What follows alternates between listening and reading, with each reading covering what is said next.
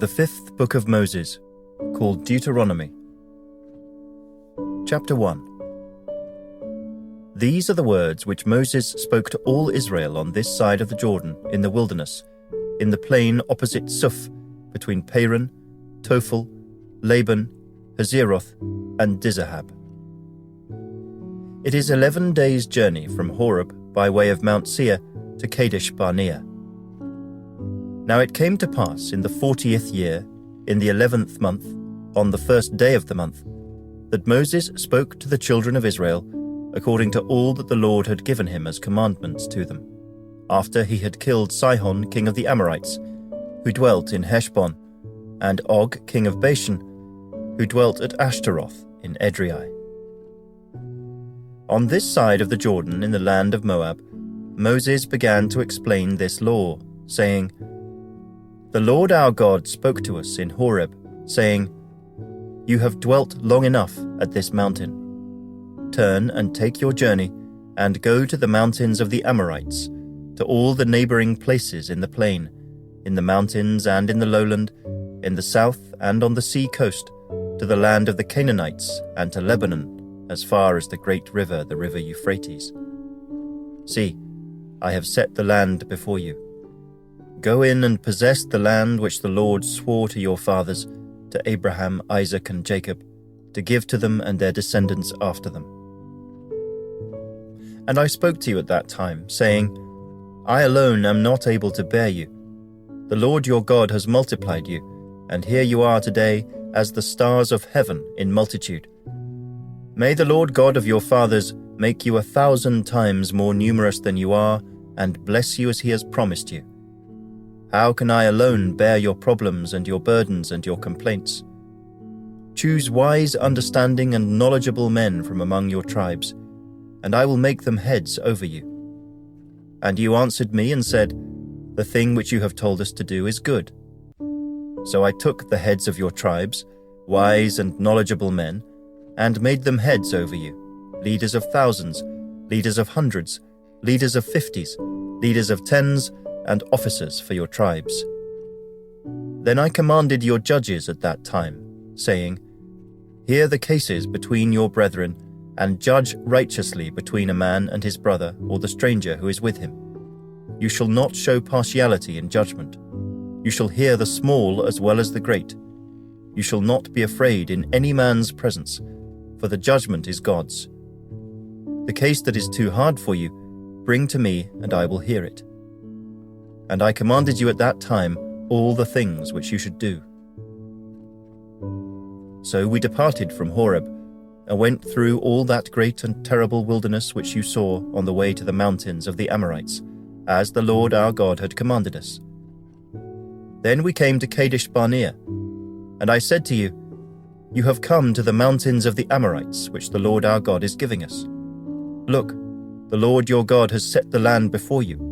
Go up and possess it, as the Lord God of your fathers has spoken to you. Do not fear or be discouraged. And every one of you came near to me and said, Let us send men before us, and let them search out the land for us, and bring back word to us of the way by which we should go up, and of the cities into which we shall come. The plan pleased me well, so I took 12 of your men, 1 man from each tribe. And they departed, and went up into the mountains, and came to the valley of Eshcol, and spied it out. They also took some of the fruit of the land in their hands, and brought it down to us. And they brought back word to us, saying, It is a good land which the Lord our God is giving us. Nevertheless you would not go up, but rebelled against the command of the Lord your God. And you complained in your tents, and said, Because the Lord hates us, he has brought us out of the land of Egypt, to deliver us into the hand of the Amorites, to destroy us. Where can we go up? Our brethren have discouraged our hearts, saying, The people are greater and taller than we. The cities are great and fortified up to heaven. Moreover, we have seen the sons of the Anakim there. Then I said to you, Do not be terrified or afraid of them. The Lord your God who goes before you, he will fight for you, according to all he did for you in Egypt before your eyes, and in the wilderness, where you saw how the Lord your God carried you, as a man carries his son, in all the way that you went until you came to this place. Yet for all that, you did not believe the Lord your God, who went in the way before you, to search out a place for you to pitch your tents, to show you the way you should go, in the fire by night and in the cloud by day. And the Lord heard the sound of your words, and was angry, and took an oath, saying, Surely not one of these men of this evil generation shall see that good land of which I swore to give to your fathers, except Caleb the son of Jephunneh. He shall see it, and to him and his children I am giving the land on which he walked, because he wholly followed the Lord. The Lord was also angry with me for your sakes, saying, Even you shall not go in there. Joshua the son of Nun, who stands before you, he shall go in there. Encourage him, for he shall cause Israel to inherit it. Moreover, your little ones and your children, who you say will be victims, who today have no knowledge of good and evil, they shall go in there. To them I will give it, and they shall possess it. But as for you, turn and take your journey into the wilderness by the way of the Red Sea. Then you answered and said to me, We have sinned against the Lord. We will go up and fight, just as the Lord our God commanded us. And when every one of you had girded on his weapons of war, you were ready to go up into the mountain. And the Lord said to me, Tell them, Do not go up nor fight, for I am not among you, lest you be defeated before your enemies. So I spoke to you, yet you would not listen, but rebelled against the command of the Lord, and presumptuously went up into the mountain. And the Amorites who dwelt in that mountain came out against you and chased you as bees do, and drove you back from Seir to Hormah. Then you returned and wept before the Lord, but the Lord would not listen to your voice nor give ear to you. So you remained in Kadesh many days, according to the days that you spent there. Chapter 2. Then we turned and journeyed into the wilderness of the way of the Red Sea, as the Lord spoke to me, and we skirted Mount Seir for many days. And the Lord spoke to me, saying, You have skirted this mountain long enough.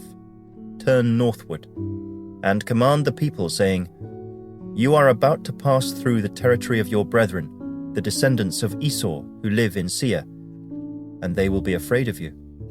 Therefore watch yourselves carefully. Do not meddle with them, for I will not give you any of their land, no, not so much as one footstep, because I have given Mount Seir to Esau as a possession. You shall buy food from them with money that you may eat, and you shall also buy water from them with money that you may drink. For the Lord your God has blessed you in all the work of your hand. He knows your trudging through this great wilderness. These 40 years the Lord your God has been with you. You have lacked nothing. And when we passed beyond our brethren, the descendants of Esau who dwell in Seir, away from the road of the plain, away from Elath and Ezion-Geber, we turned and passed by way of the wilderness of Moab. Then the Lord said to me, Do not harass Moab, nor contend with them in battle, for I will not give you any of their land as a possession, because I have given Ar to the descendants of Lot as a possession. The Emim had dwelt there in times past, a people as great and numerous and tall as the Anakim. They were also regarded as giants, like the Anakim, but the Moabites call them Emim. The Horites formerly dwelt in Seir, but the descendants of Esau dispossessed them, and destroyed them from before them, and dwelt in their place, just as Israel did to the land of their possession which the Lord gave them. Now rise and cross over the valley of the Zered. So we crossed over the valley of the Zered, and the time we took to come from Kadesh Barnea until we crossed over the valley of the Zered was 38 years, until all the generation of the men of war was consumed from the midst of the camp, just as the Lord had sworn to them. For indeed the hand of the Lord was against them, to destroy them from the midst of the camp until they were consumed.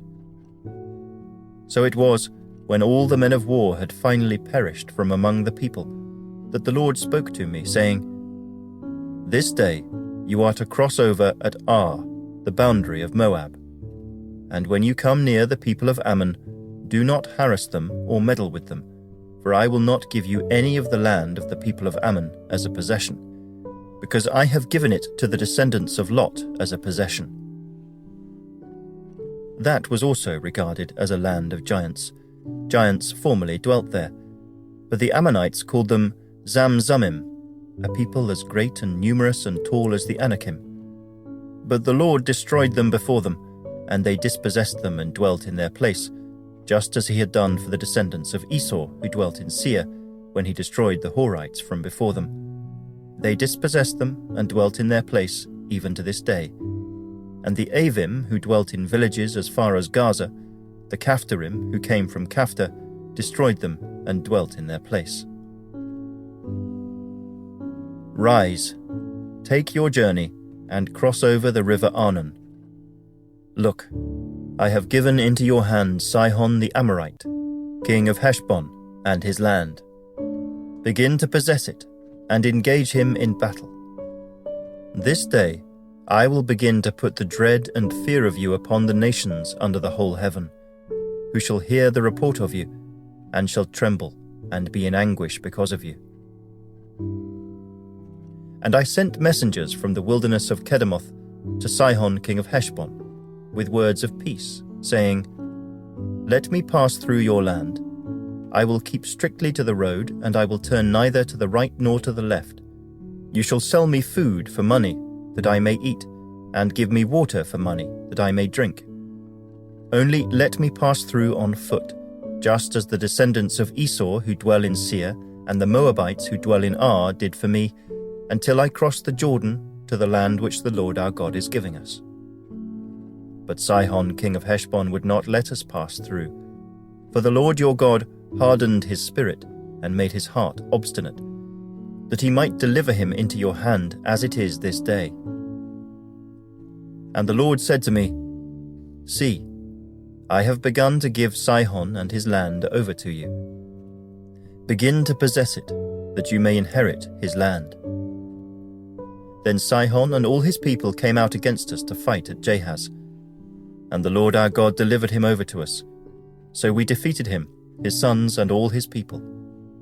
We took all his cities at that time, and we utterly destroyed the men, women, and little ones of every city. We left none remaining. We took only the livestock as plunder for ourselves, with the spoil of the cities which we took. From Aroer, which is on the bank of the river Arnon, and from the city that is in the ravine, as far as Gilead, there was not one city too strong for us. The Lord our God delivered all to us. Only you did not go near the land of the people of Ammon, anywhere along the river Jabbok, or to the cities of the mountains, or wherever the Lord our God had forbidden us. Chapter 3. Then we turned and went up the road to Bashan, and Og king of Bashan came out against us, he and all his people, to battle at Edrei. And the Lord said to me, "Do not fear him, for I have delivered him and all his people and his land into your hand. You shall do to him as you did to Sihon king of the Amorites, who dwelt at Heshbon."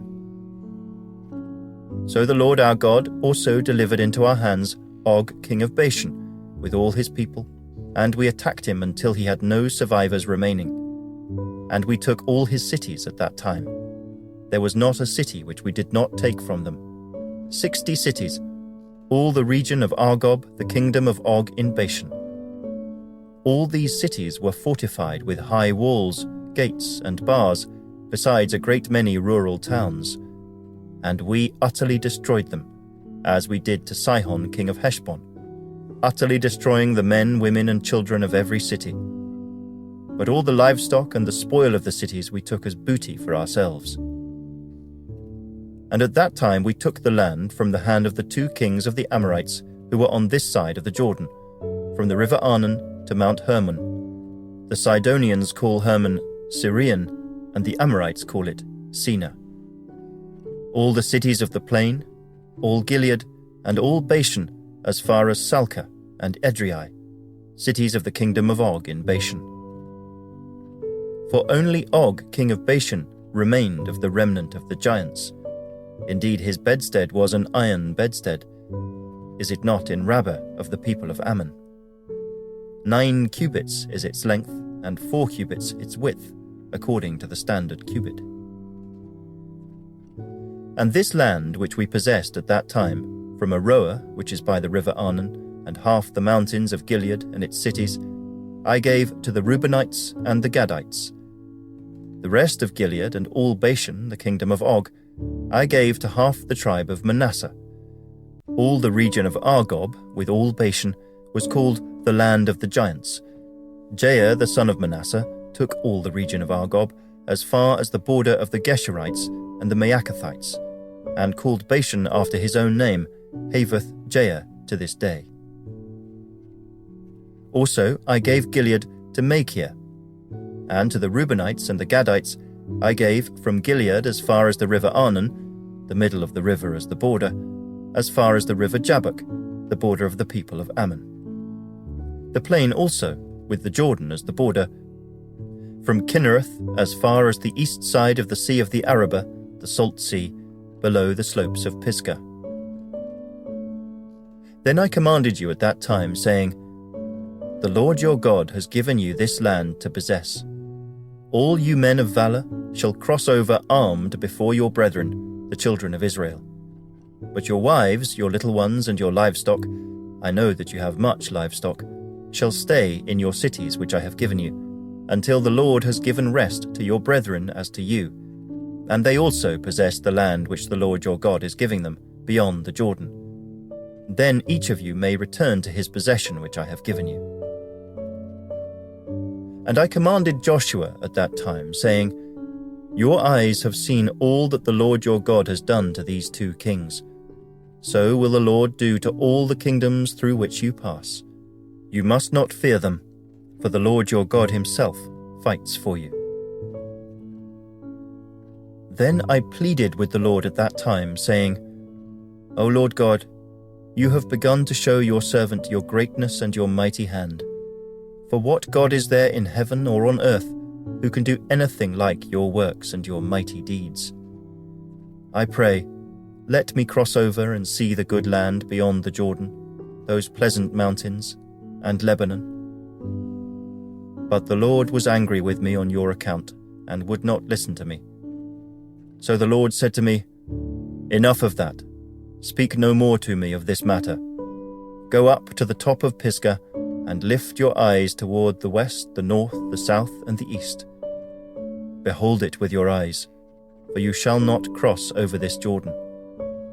But command Joshua, and encourage him and strengthen him, for he shall go over before this people, and he shall cause them to inherit the land which you will see.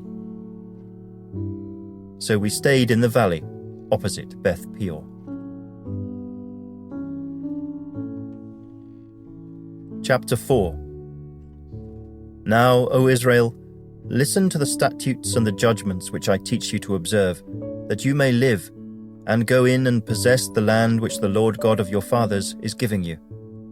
You shall not add to the word which I command you, nor take from it, that you may keep the commandments of the Lord your God which I command you.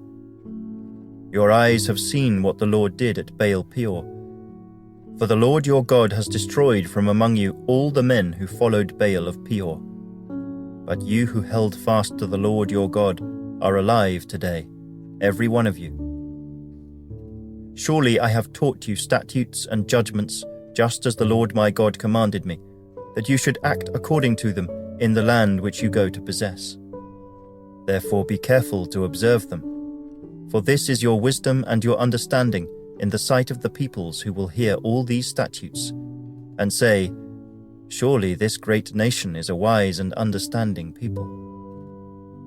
For what great nation is there that has God so near to it, as the Lord our God is to us? For whatever reason we may call upon him. And what great nation is there that has such statutes and righteous judgments as are in all this law which I set before you this day? Only take heed to yourself, and diligently keep yourself, lest you forget the things your eyes have seen, and lest they depart from your heart all the days of your life. And teach them to your children and your grandchildren, especially concerning the day you stood before the Lord your God in Horeb, when the Lord said to me, "Gather the people to me, and I will let them hear my words, that they may learn to fear me all the days they live on the earth, and that they may teach their children." Then you came near and stood at the foot of the mountain, and the mountain burned with fire to the midst of heaven, with darkness, cloud, and thick darkness. And the Lord spoke to you out of the midst of the fire. You heard the sound of the words, but saw no form. You only heard a voice. So he declared to you his covenant which he commanded you to perform, the 10 Commandments, and he wrote them on 2 tablets of stone. And the Lord commanded me at that time to teach you statutes and judgments, that you might observe them in the land which you cross over to possess. Take careful heed to yourselves, for you saw no form when the Lord spoke to you at Horeb out of the midst of the fire, lest you act corruptly and make for yourselves a carved image in the form of any figure, the likeness of male or female, the likeness of any animal that is on the earth, or the likeness of any winged bird that flies in the air, the likeness of anything that creeps on the ground, or the likeness of any fish that is in the water beneath the earth. And take heed, lest you lift your eyes to heaven, and when you see the sun, the moon, and the stars, all the host of heaven, you feel driven to worship them and serve them, which the Lord your God has given to all the peoples under the whole heaven as a heritage. But the Lord has taken you and brought you out of the iron furnace, out of Egypt, to be his people, an inheritance, as you are this day. Furthermore, the Lord was angry with me for your sakes, and swore that I would not cross over the Jordan, and that I would not enter the good land which the Lord your God is giving you as an inheritance. But I must die in this land. I must not cross over the Jordan. But you shall cross over and possess that good land. Take heed to yourselves, lest you forget the covenant of the Lord your God which he made with you, and make for yourselves a carved image in the form of anything which the Lord your God has forbidden you. For the Lord your God is a consuming fire, a jealous God.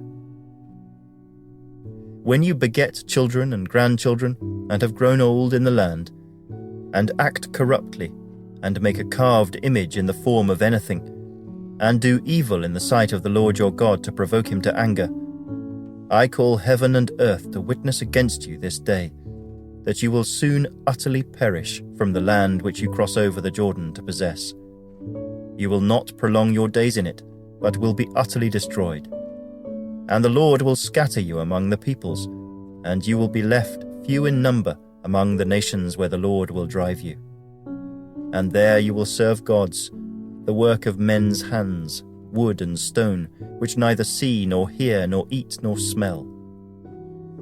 But from there you will seek the Lord your God, and you will find him if you seek him with all your heart and with all your soul. When you are in distress, and all these things come upon you in the latter days, when you turn to the Lord your God and obey his voice, for the Lord your God is a merciful God, he will not forsake you nor destroy you, nor forget the covenant of your fathers which he swore to them.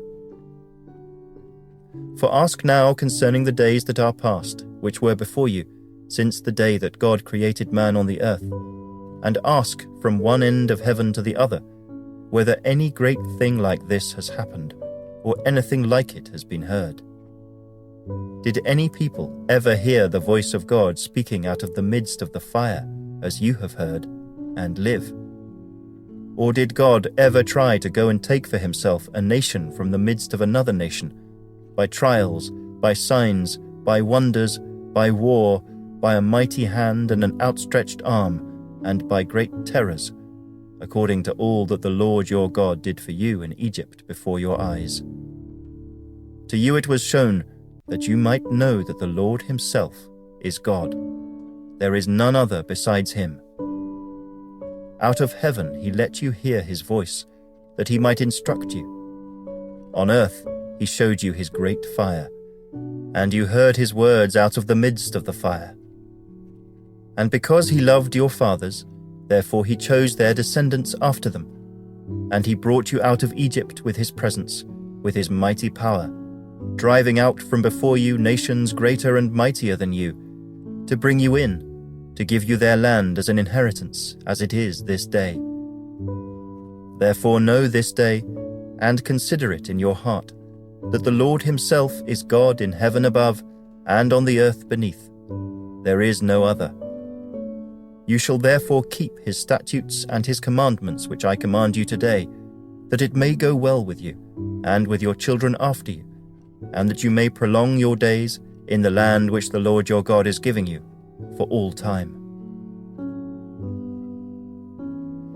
Then Moses set apart 3 cities on this side of the Jordan, toward the rising of the sun, that the manslayer might flee there who kills his neighbor unintentionally without having hated him in time past, and that by fleeing to one of these cities he might live. Bezer in the wilderness on the plateau for the Reubenites, Ramoth in Gilead for the Gadites, and Golan in Bashan for the Manassites. Now this is the law which Moses set before the children of Israel. These are the testimonies, the statutes, and the judgments which Moses spoke to the children of Israel after they came out of Egypt, on this side of the Jordan, in the valley opposite Beth Peor, in the land of Sihon king of the Amorites, who dwelt at Heshbon, whom Moses and the children of Israel defeated after they came out of Egypt. And they took possession of his land and the land of Og king of Bashan, 2 kings of the Amorites, who were on this side of the Jordan, toward the rising of the sun, from Aroer, which is on the bank of the river Arnon, even to Mount Sion, that is, Hermon, and all the plain on the east side of the Jordan, as far as the sea of the Arabah, below the slopes of Pisgah. Chapter 5. And Moses called all Israel and said to them, Hear, O Israel, the statutes and judgments which I speak in your hearing today, that you may learn them and be careful to observe them. The Lord our God made a covenant with us in Horeb. The Lord did not make this covenant with our fathers, but with us, those who are here today, all of us who are alive. The Lord talked with you face to face on the mountain from the midst of the fire. I stood between the Lord and you at that time, to declare to you the word of the Lord. For you were afraid because of the fire, and you did not go up the mountain. He said, I am the Lord your God, who brought you out of the land of Egypt, out of the house of bondage. You shall have no other gods before me. You shall not make for yourself a carved image, any likeness of anything that is in heaven above, or that is in the earth beneath, or that is in the water under the earth. You shall not bow down to them nor serve them. For I, the Lord your God, am a jealous God, visiting the iniquity of the fathers upon the children to the 3rd and 4th generations of those who hate me, but showing mercy to thousands, to those who love me and keep my commandments. You shall not take the name of the Lord your God in vain, for the Lord will not hold him guiltless who takes his name in vain. Observe the Sabbath day, to keep it holy, as the Lord your God commanded you. 6 days you shall labor and do all your work, but the 7th day is the Sabbath of the Lord your God. In it you shall do no work, you, nor your son, nor your daughter, nor your male servant, nor your female servant, nor your ox, nor your donkey, nor any of your cattle, nor your stranger who is within your gates, that your male servant and female servant may rest as well as you.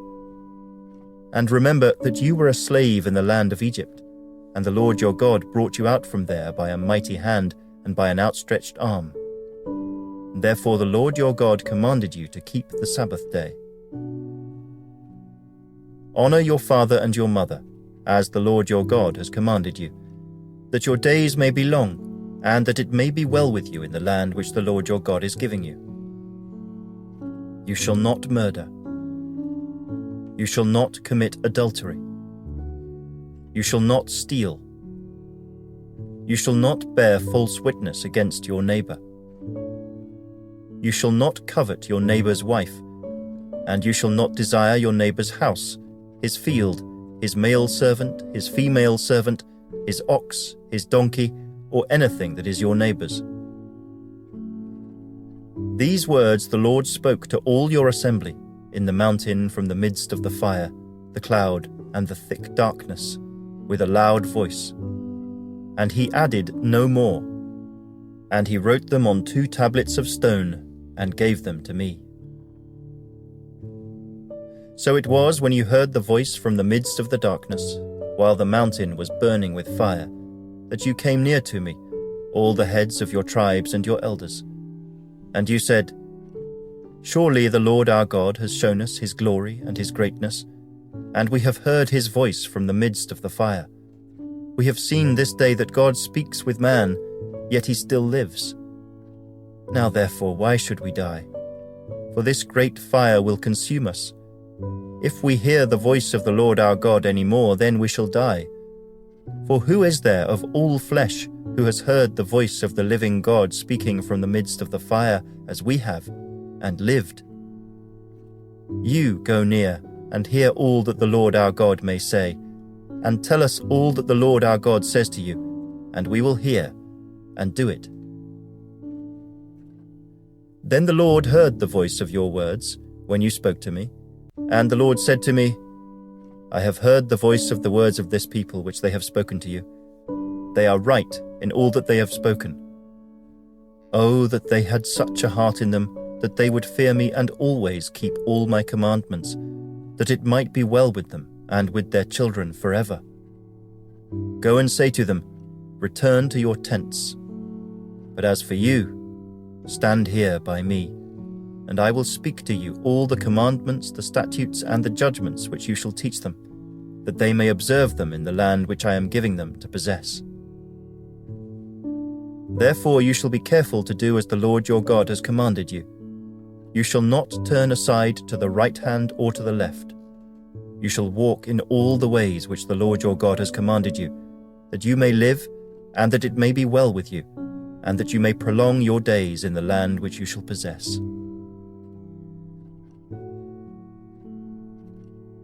Chapter 6. Now this is the commandment, and these are the statutes and judgments which the Lord your God has commanded to teach you, that you may observe them in the land which you are crossing over to possess, that you may fear the Lord your God, to keep all his statutes and his commandments which I command you, you and your son and your grandson, all the days of your life, and that your days may be prolonged.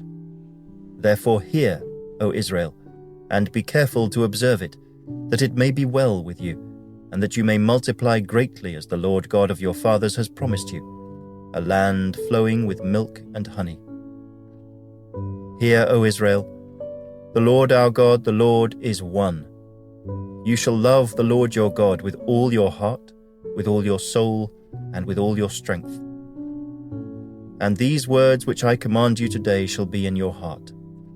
You shall teach them diligently to your children, and shall talk of them when you sit in your house, when you walk by the way, when you lie down and when you rise up.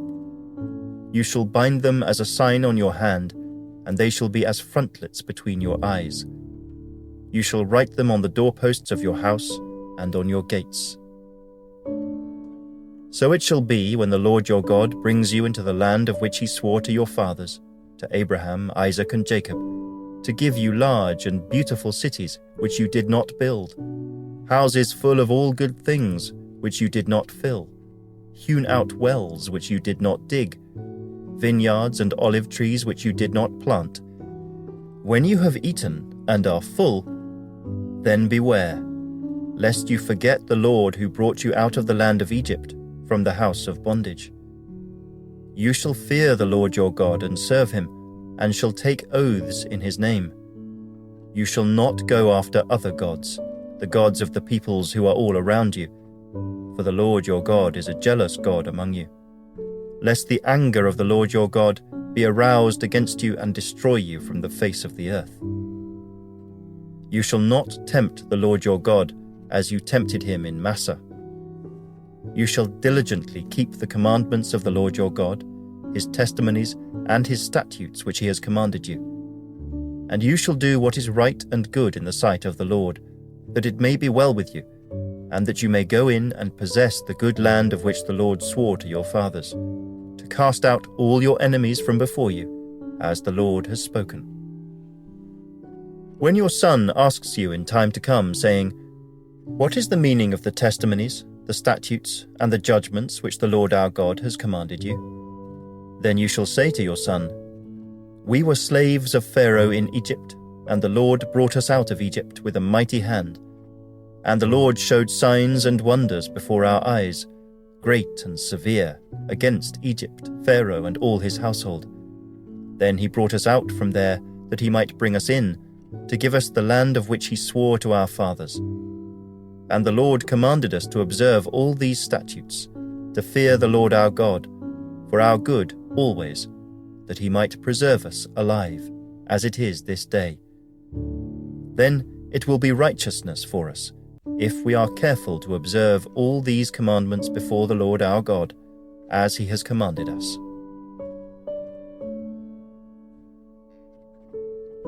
Chapter 7. When the Lord your God brings you into the land which you go to possess, and has cast out many nations before you, the Hittites, and the Girgashites, and the Amorites, and the Canaanites, and the Perizzites, and the Hivites, and the Jebusites, 7 nations greater and mightier than you, and when the Lord your God delivers them over to you, you shall conquer them and utterly destroy them. You shall make no covenant with them, nor show mercy to them, nor shall you make marriages with them.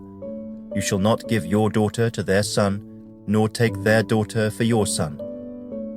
For they will turn your sons away from following me, to serve other gods. So the anger of the Lord will be aroused against you, and destroy you suddenly. But thus you shall deal with them. You shall destroy their altars, and break down their sacred pillars, and cut down their wooden images, and burn their carved images with fire. For you are a holy people to the Lord your God. The Lord your God has chosen you to be a people for himself, a special treasure above all the peoples on the face of the earth. The Lord did not set his love on you, nor choose you because you were more in number than any other people, for you were the least of all peoples. But because the Lord loves you, and because he would keep the oath which he swore to your fathers, the Lord has brought you out with a mighty hand, and redeemed you from the house of bondage, from the hand of Pharaoh king of Egypt. Therefore know that the Lord your God, he is God, the faithful God who keeps covenant and mercy for 1,000 generations with those who love him and keep his commandments. And he repays those who hate him to their face, to destroy them. He will not be slack with him who hates him. He will repay him to his face. Therefore you shall keep the commandment, the statutes, and the judgments which I command you today, to observe them. Then it shall come to pass, because you listen to these judgments and keep and do them, that the Lord your God will keep with you the covenant and the mercy which he swore to your fathers. And he will love you and bless you and multiply you. He will also bless the fruit of your womb and the fruit of your land, your grain and your new wine and your oil, the increase of your cattle and the offspring of your flock, in the land of which he swore to your fathers to give you. You shall be blessed above all peoples. There shall not be a male or female barren among you or among your livestock. And the Lord will take away from you all sickness, and will afflict you with none of the terrible diseases of Egypt which you have known, but will lay them on all those who hate you. Also you shall destroy all the peoples whom the Lord your God delivers over to you. Your eye shall have no pity on them, nor shall you serve their gods, for that will be a snare to you. If you should say in your heart, "These nations are greater than I, how can I dispossess them?" you shall not be afraid of them, but you shall remember well what the Lord your God did to Pharaoh and to all Egypt, the great trials which your eyes saw, the signs and the wonders, the mighty hand and the outstretched arm by which the Lord your God brought you out. So shall the Lord your God do to all the peoples of whom you are afraid. Moreover, the Lord your God will send the hornet among them, until those who are left, who hide themselves from you are destroyed. You shall not be terrified of them, for the Lord your God, the great and awesome God, is among you. And the Lord your God will drive out those nations before you little by little. You will be unable to destroy them at once, lest the beasts of the field become too numerous for you. But the Lord your God will deliver them over to you, and will inflict defeat upon them until they are destroyed. And he will deliver their kings into your hand, and you will destroy their name from under heaven. No one shall be able to stand against you until you have destroyed them. You shall burn the carved images of their gods with fire. You shall not covet the silver or gold that is on them, nor take it for yourselves, lest you be snared by it.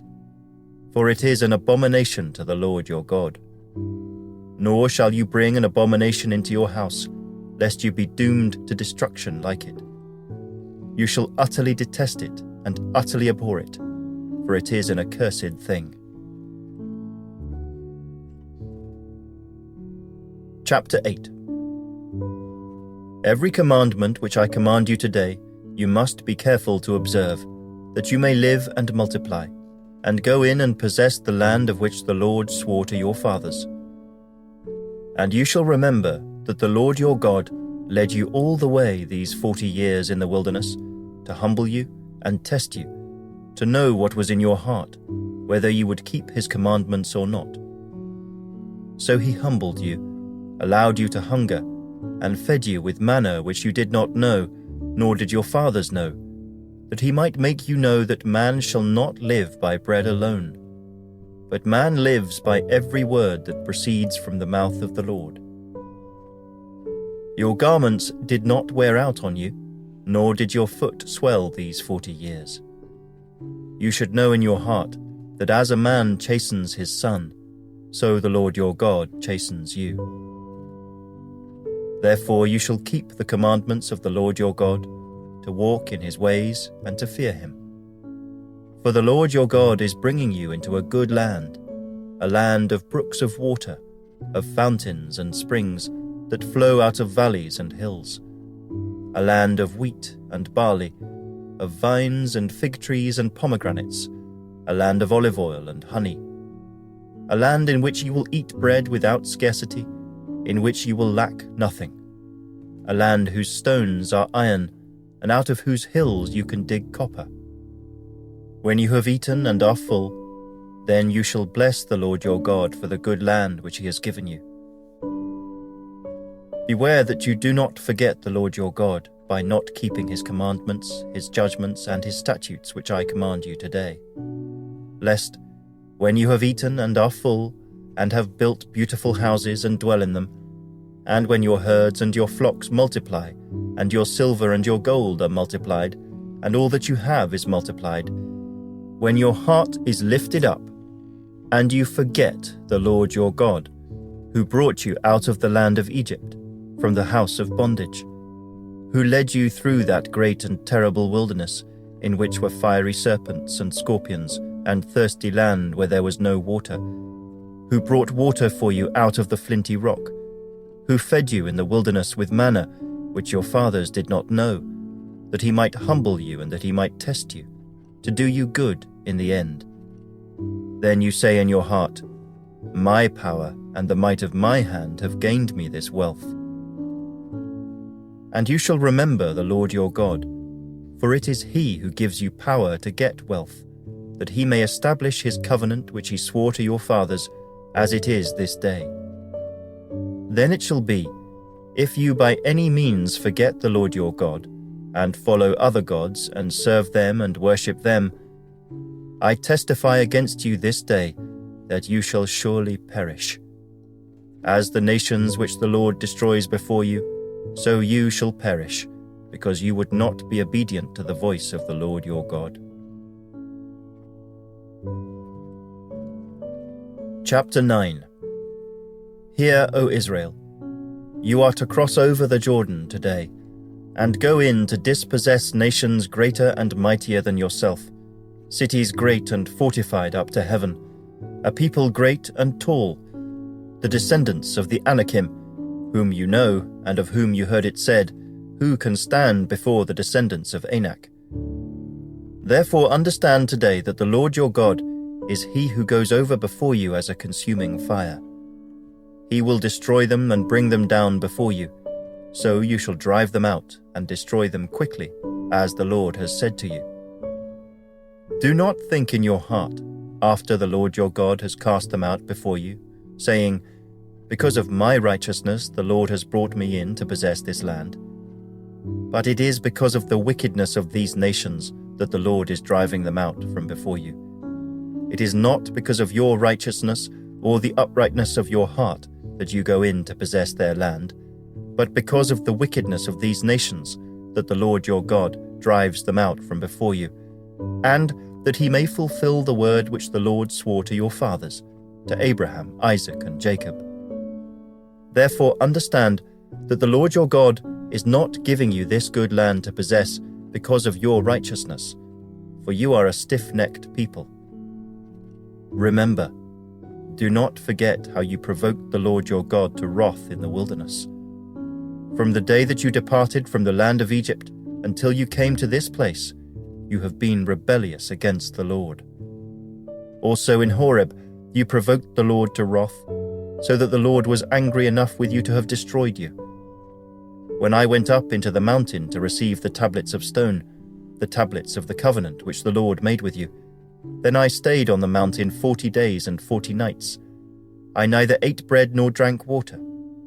Then the Lord delivered to me 2 tablets of stone, written with the finger of God, and on them were all the words which the Lord had spoken to you on the mountain from the midst of the fire in the day of the assembly. And it came to pass, at the end of 40 days and 40 nights, that the Lord gave me the 2 tablets of stone, the tablets of the covenant. Then the Lord said to me, Arise, go down quickly from here, for your people whom you brought out of Egypt have acted corruptly. They have quickly turned aside from the way which I commanded them. They have made themselves a molded image. Furthermore, the Lord spoke to me, saying, I have seen this people, and indeed they are a stiff-necked people. Let me alone that I may destroy them and blot out their name from under heaven. And I will make of you a nation mightier and greater than they. So I turned and came down from the mountain, and the mountain burned with fire, and the 2 tablets of the covenant were in my 2 hands. And I looked, and behold, you had sinned against the Lord your God, had made for yourselves a molded calf. You had turned aside quickly from the way which the Lord had commanded you. Then I took the 2 tablets and threw them out of my 2 hands and broke them before your eyes. And I fell down before the Lord, as at the first, 40 days and 40 nights. I neither ate bread nor drank water, because of all your sin which you committed in doing wickedly in the sight of the Lord, to provoke him to anger. For I was afraid of the anger and hot displeasure with which the Lord was angry with you to destroy you. But the Lord listened to me at that time also. And the Lord was very angry with Aaron and would have destroyed him. So I prayed for Aaron also at the same time. Then I took your sin, the calf which you had made, and burned it with fire, and crushed it and ground it very small until it was as fine as dust. And I threw its dust into the brook that descended from the mountain. Also at Taberah and Massa and Kibroth-Hattaavah you provoked the Lord to wrath. Likewise, when the Lord sent you from Kadesh-barnea, saying, Go up and possess the land which I have given you, then you rebelled against the commandment of the Lord your God, and you did not believe him, nor obey his voice. You have been rebellious against the Lord from the day that I knew you. Thus I prostrated myself before the Lord. 40 days and 40 nights I kept prostrating myself, because the Lord had said he would destroy you. Therefore I prayed to the Lord and said, O Lord God, do not destroy your people and your inheritance whom you have redeemed through your greatness, whom you have brought out of Egypt with a mighty hand. Remember your servants, Abraham, Isaac, and Jacob. Do not look on the stubbornness of this people, or on their wickedness or their sin. lest the land from which you brought us should say, because the Lord was not able to bring them to the land which he promised them, and because he hated them, he has brought them out to kill them in the wilderness. Yet they are your people, and your inheritance, whom you brought out by your mighty power and by your outstretched arm. Chapter 10. At that time the Lord said to me, Hew for yourself 2 tablets of stone like the first, and come up to me on the mountain, and make yourself an ark of wood. And I will write on the tablets the words that were on the first tablets, which you broke, and you shall put them in the ark. So I made an ark of acacia wood, hewed 2 tablets of stone like the first, and went up the mountain, having the 2 tablets in my hand. And he wrote on the tablets according to the first writing, the 10 commandments, which the Lord had spoken to you in the mountain from the midst of the fire in the day of the assembly. And the Lord gave them to me. Then I turned and came down from the mountain, and put the tablets in the ark which I had made. And there they are, just as the Lord commanded me. Now the children of Israel journeyed from the wells of Beni-Jaakan to Mosera, where Aaron died, and where he was buried. And Eleazar his son ministered as priest in his stead. From there they journeyed to Gudgoda, and from Gudgoda to Jotbatha, a land of rivers of water. At that time the Lord separated the tribe of Levi to bear the ark of the covenant of the Lord, to stand before the Lord, to minister to him and to bless in his name to this day. Therefore Levi has no portion nor inheritance with his brethren. The Lord is his inheritance, just as the Lord your God promised him. As at the first time, I stayed in the mountain 40 days and 40 nights. The Lord also heard me at that time, and the Lord chose not to destroy you. Then the Lord said to me, Arise, begin your journey before the people, that they may go in and possess the land which I swore to their fathers to give them. And now, Israel, what does the Lord your God require of you?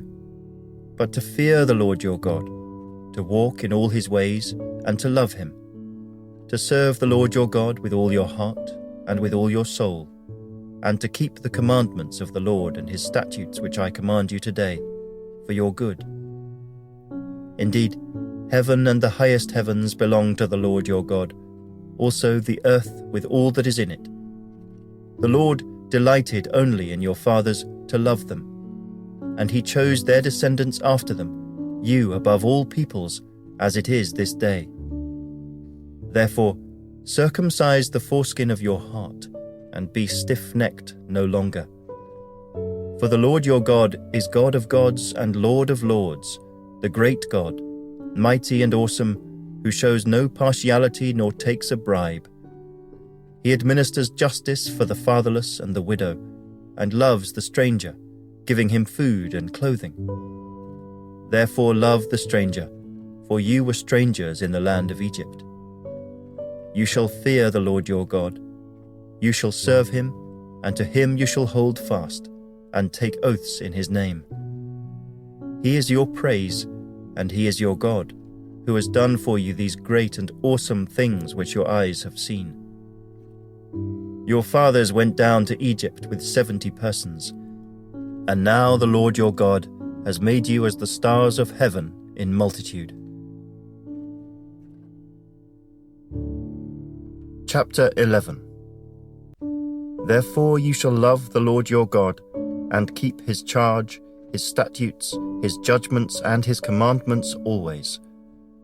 Know today that I do not speak with your children, who have not known and who have not seen the chastening of the Lord your God, his greatness and his mighty hand and his outstretched arm, his signs and his acts which he did in the midst of Egypt, to Pharaoh king of Egypt and to all his land, what he did to the army of Egypt, to their horses and their chariots, how he made the waters of the Red Sea overflow them as they pursued you, and how the Lord has destroyed them to this day, what he did for you in the wilderness until you came to this place, and what he did to Dathan and Abiram, the sons of Eliab, the son of Reuben, how the earth opened its mouth and swallowed them up, their households, their tents, and all the substance that was in their possession in the midst of all Israel.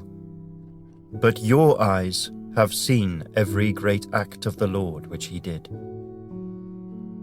Therefore you shall keep every commandment which I command you today, that you may be strong, and go in and possess the land which you cross over to possess, and that you may prolong your days in the land which the Lord swore to give your fathers, to them and their descendants, a land flowing with milk and honey.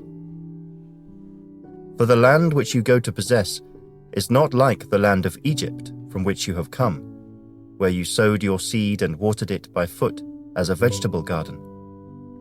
But the land which you cross over to possess is a land of hills and valleys, which drinks water from the rain of heaven, a land for which the Lord your God cares. The eyes of the Lord your God are always on it, from the beginning of the year to the very end of the year. And it shall be that if you earnestly obey my commandments which I command you today, to love the Lord your God, and serve him with all your heart and with all your soul, then I will give you the rain for your land in its season, the early rain and the latter rain, that you may gather in your grain, your new wine, and your oil. And I will send grass in your fields for your livestock, that you may eat and be filled. Take heed to yourselves, lest your heart be deceived, and you turn aside and serve other gods and worship them, lest the Lord's anger be aroused against you, and he shut up the heavens, so that there be no rain, and the land yield no produce, and you perish quickly from the good land which the Lord is giving you. Therefore you shall lay up these words of mine in your heart and in your soul, and bind them as a sign on your hand, and they shall be as frontlets between your eyes. You shall teach them to your children, speaking of them when you sit in your house, when you walk by the way, when you lie down and when you rise up. And you shall write them on the doorposts of your house and on your gates, that your days and the days of your children may be multiplied in the land of which the Lord swore to your fathers to give them, like the days of the heavens above the earth. For if you carefully keep all these commandments which I command you to do, to love the Lord your God, to walk in all his ways, and to hold fast to him, then the Lord will drive out all these nations from before you, and you will dispossess greater and mightier nations than yourselves. Every place on which the sole of your foot treads shall be yours, from the wilderness and Lebanon, from the river Euphrates, even to the western sea shall be your territory. No man shall be able to stand against you. The Lord your God will put the dread of you and the fear of you upon all the land where you tread, just as he has said to you. Behold, I set before you today a blessing and a curse. The blessing, if you obey the commandments of the Lord your God which I command you today, and the curse, if you do not obey the commandments of the Lord your God, but turn aside from the way which I command you today, to go after other gods which you have not known. Now it shall be, when the Lord your God has brought you into the land which you go to possess, that you shall put the blessing on Mount Gerizim, and the curse on Mount Ebal. Are they not on the other side of the Jordan, toward the setting sun, in the land of the Canaanites who dwell in the plain opposite Gilgal, beside the terebinth trees of Moreh? For you will cross over the Jordan, and go in to possess the land which the Lord your God is giving you, and you will possess it and dwell in it. And you shall be careful to observe all the statutes and judgments which I set before you today.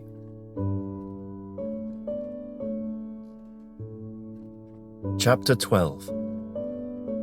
These are the statutes and judgments which you shall be careful to observe in the land which the Lord God of your fathers is giving you to possess, all the days that you live on the earth.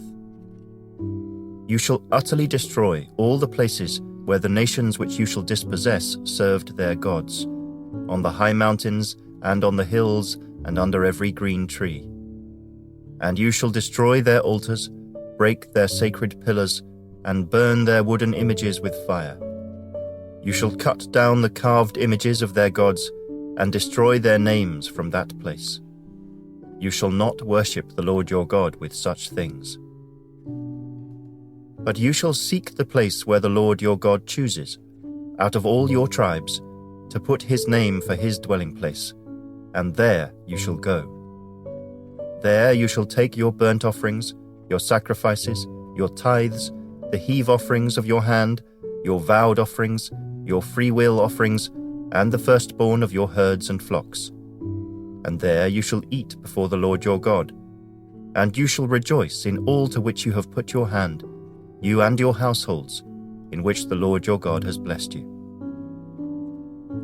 You shall not at all do as we are doing here today, every man doing whatever is right in his own eyes, for as yet you have not come to the rest and the inheritance which the Lord your God is giving you. But when you cross over the Jordan, and dwell in the land which the Lord your God is giving you to inherit, and he gives you rest from all your enemies round about, so that you dwell in safety, then there will be the place where the Lord your God chooses to make his name abide.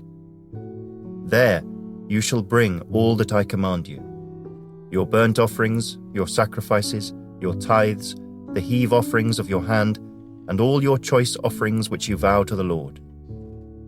And you shall rejoice before the Lord your God, you and your sons and your daughters, your male and female servants, and the Levite who is within your gates, since he has no portion or inheritance with you.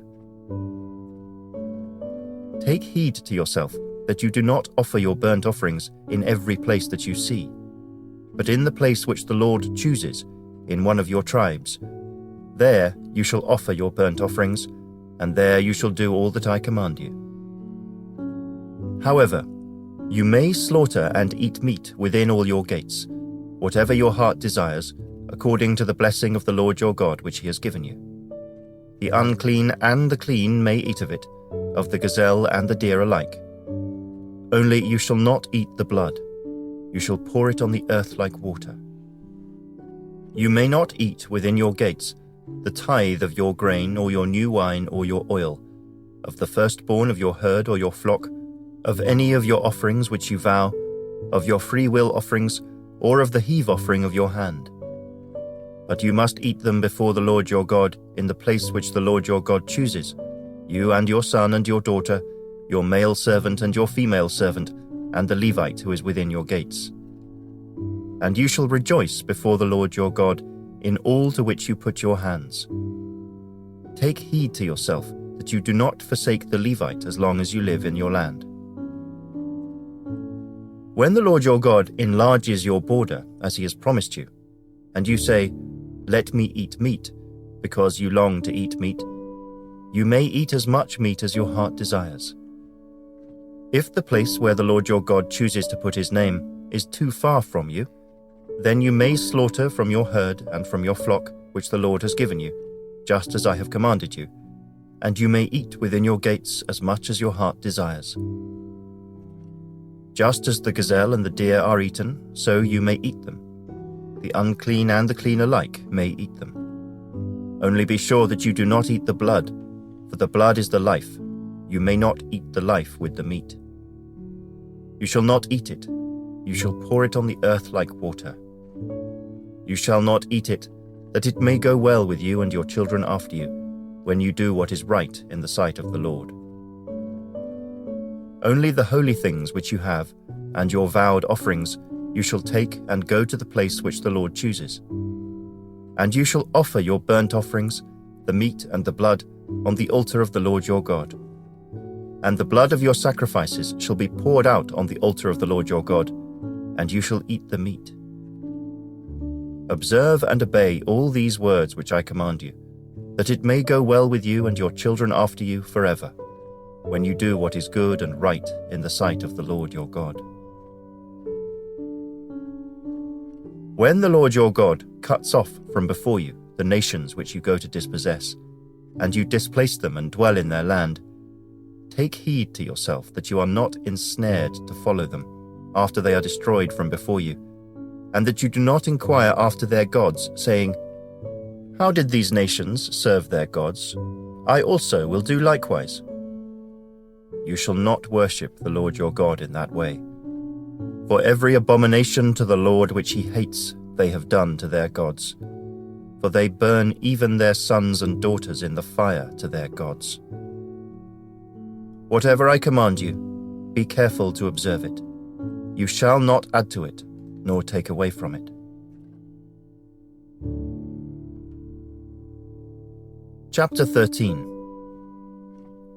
If there arises among you a prophet or a dreamer of dreams, and he gives you a sign or a wonder, and the sign or the wonder comes to pass, of which he spoke to you, saying, Let us go after other gods, which you have not known, and let us serve them, you shall not listen to the words of that prophet or that dreamer of dreams. For the Lord your God is testing you to know whether you love the Lord your God with all your heart and with all your soul. You shall walk after the Lord your God and fear him, and keep his commandments and obey his voice. You shall serve him and hold fast to him. But that prophet or that dreamer of dreams shall be put to death, because he has spoken in order to turn you away from the Lord your God, who brought you out of the land of Egypt, and redeemed you from the house of bondage, to entice you from the way in which the Lord your God commanded you to walk. So you shall put away the evil from your midst. If your brother, the son of your mother, your son or your daughter, the wife of your bosom, or your friend who is as your own soul, secretly entices you, saying, Let us go and serve other gods, which you have not known, neither you nor your fathers, of the gods of the people which are all around you, near to you or far off from you, from one end of the earth to the other end of the earth. You shall not consent to him or listen to him, nor shall your eye pity him, nor shall you spare him or conceal him, but you shall surely kill him. Your hand shall be first against him to put him to death, and afterward the hand of all the people. And you shall stone him with stones until he dies, because he sought to entice you away from the Lord your God, who brought you out of the land of Egypt, from the house of bondage. So all Israel shall hear and fear, and not again do such wickedness as this among you. If you hear someone in one of your cities, which the Lord your God gives you to dwell in, saying, Corrupt men have gone out from among you and enticed the inhabitants of their city, saying, Let us go and serve other gods, which you have not known, then you shall inquire, search out, and ask diligently. And if it is indeed true and certain that such an abomination was committed among you, you shall surely strike the inhabitants of that city with the edge of the sword, utterly destroying it, all that is in it and its livestock, with the edge of the sword. And you shall gather all its plunder into the middle of the street, and completely burn with fire the city and all its plunder, for the Lord your God. It shall be a heap forever. It shall not be built again. So none of the accursed things shall remain in your hand, that the Lord may turn from the fierceness of his anger and show you mercy, have compassion on you, and multiply you, just as he swore to your fathers, because you have listened to the voice of the Lord your God, to keep all his commandments which I command you today, to do what is right in the eyes of the Lord your God. Chapter 14. You are the children of the Lord your God. You shall not cut yourselves, nor shave the front of your head for the dead. For you are a holy people to the Lord your God, and the Lord has chosen you to be a people for himself, a special treasure above all the peoples who are on the face of the earth. You shall not eat any detestable thing. These are the animals which you may eat: the ox, the sheep, the goat, the deer, the gazelle, the roe deer, the wild goat, the mountain goat, the antelope, and the mountain sheep. And you may eat every animal with cloven hooves, having the hoof split into 2 parts, and that chews the cud among the animals. Nevertheless, of those that chew the cud or have cloven hooves, you shall not eat such as these: the camel, the hare, and the rock hyrax, for they chew the cud but do not have cloven hooves. They are unclean for you. Also the swine is unclean for you, because it has cloven hooves yet does not chew the cud. You shall not eat their flesh or touch their dead carcasses.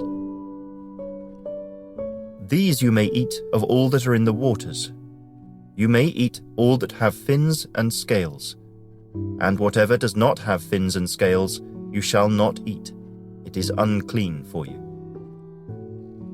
All clean birds you may eat, but these you shall not eat: the eagle, the vulture, the buzzard, the red kite, the falcon, and the kite after their kinds, every raven after its kind, the ostrich, the short-eared owl, the seagull, and the hawk after their kinds, the little owl, the screech owl, the white owl, the jackdaw, the carrion vulture, the fisher owl, the stork, the heron after its kind, and the hoopoe, and the bat. Also, every creeping thing that flies is unclean for you. They shall not be eaten. You may eat all clean birds. You shall not eat anything that dies of itself. You may give it to the alien who is within your gates, that he may eat it, or you may sell it to a foreigner. For you are a holy people to the Lord your God. You shall not boil a young goat in its mother's milk. You shall truly tithe all the increase of your grain that the field produces year by year. And you shall eat before the Lord your God, in the place where he chooses to make his name abide, the tithe of your grain and your new wine and your oil, of the firstborn of your herds and your flocks, that you may learn to fear the Lord your God always. But if the journey is too long for you, so that you are not able to carry the tithe, or if the place where the Lord your God chooses to put his name is too far from you, when the Lord your God has blessed you, then you shall exchange it for money, take the money in your hand, and go to the place which the Lord your God chooses. And you shall spend that money for whatever your heart desires, for oxen or sheep, for wine or similar drink, for whatever your heart desires. You shall eat there before the Lord your God, and you shall rejoice, you and your household.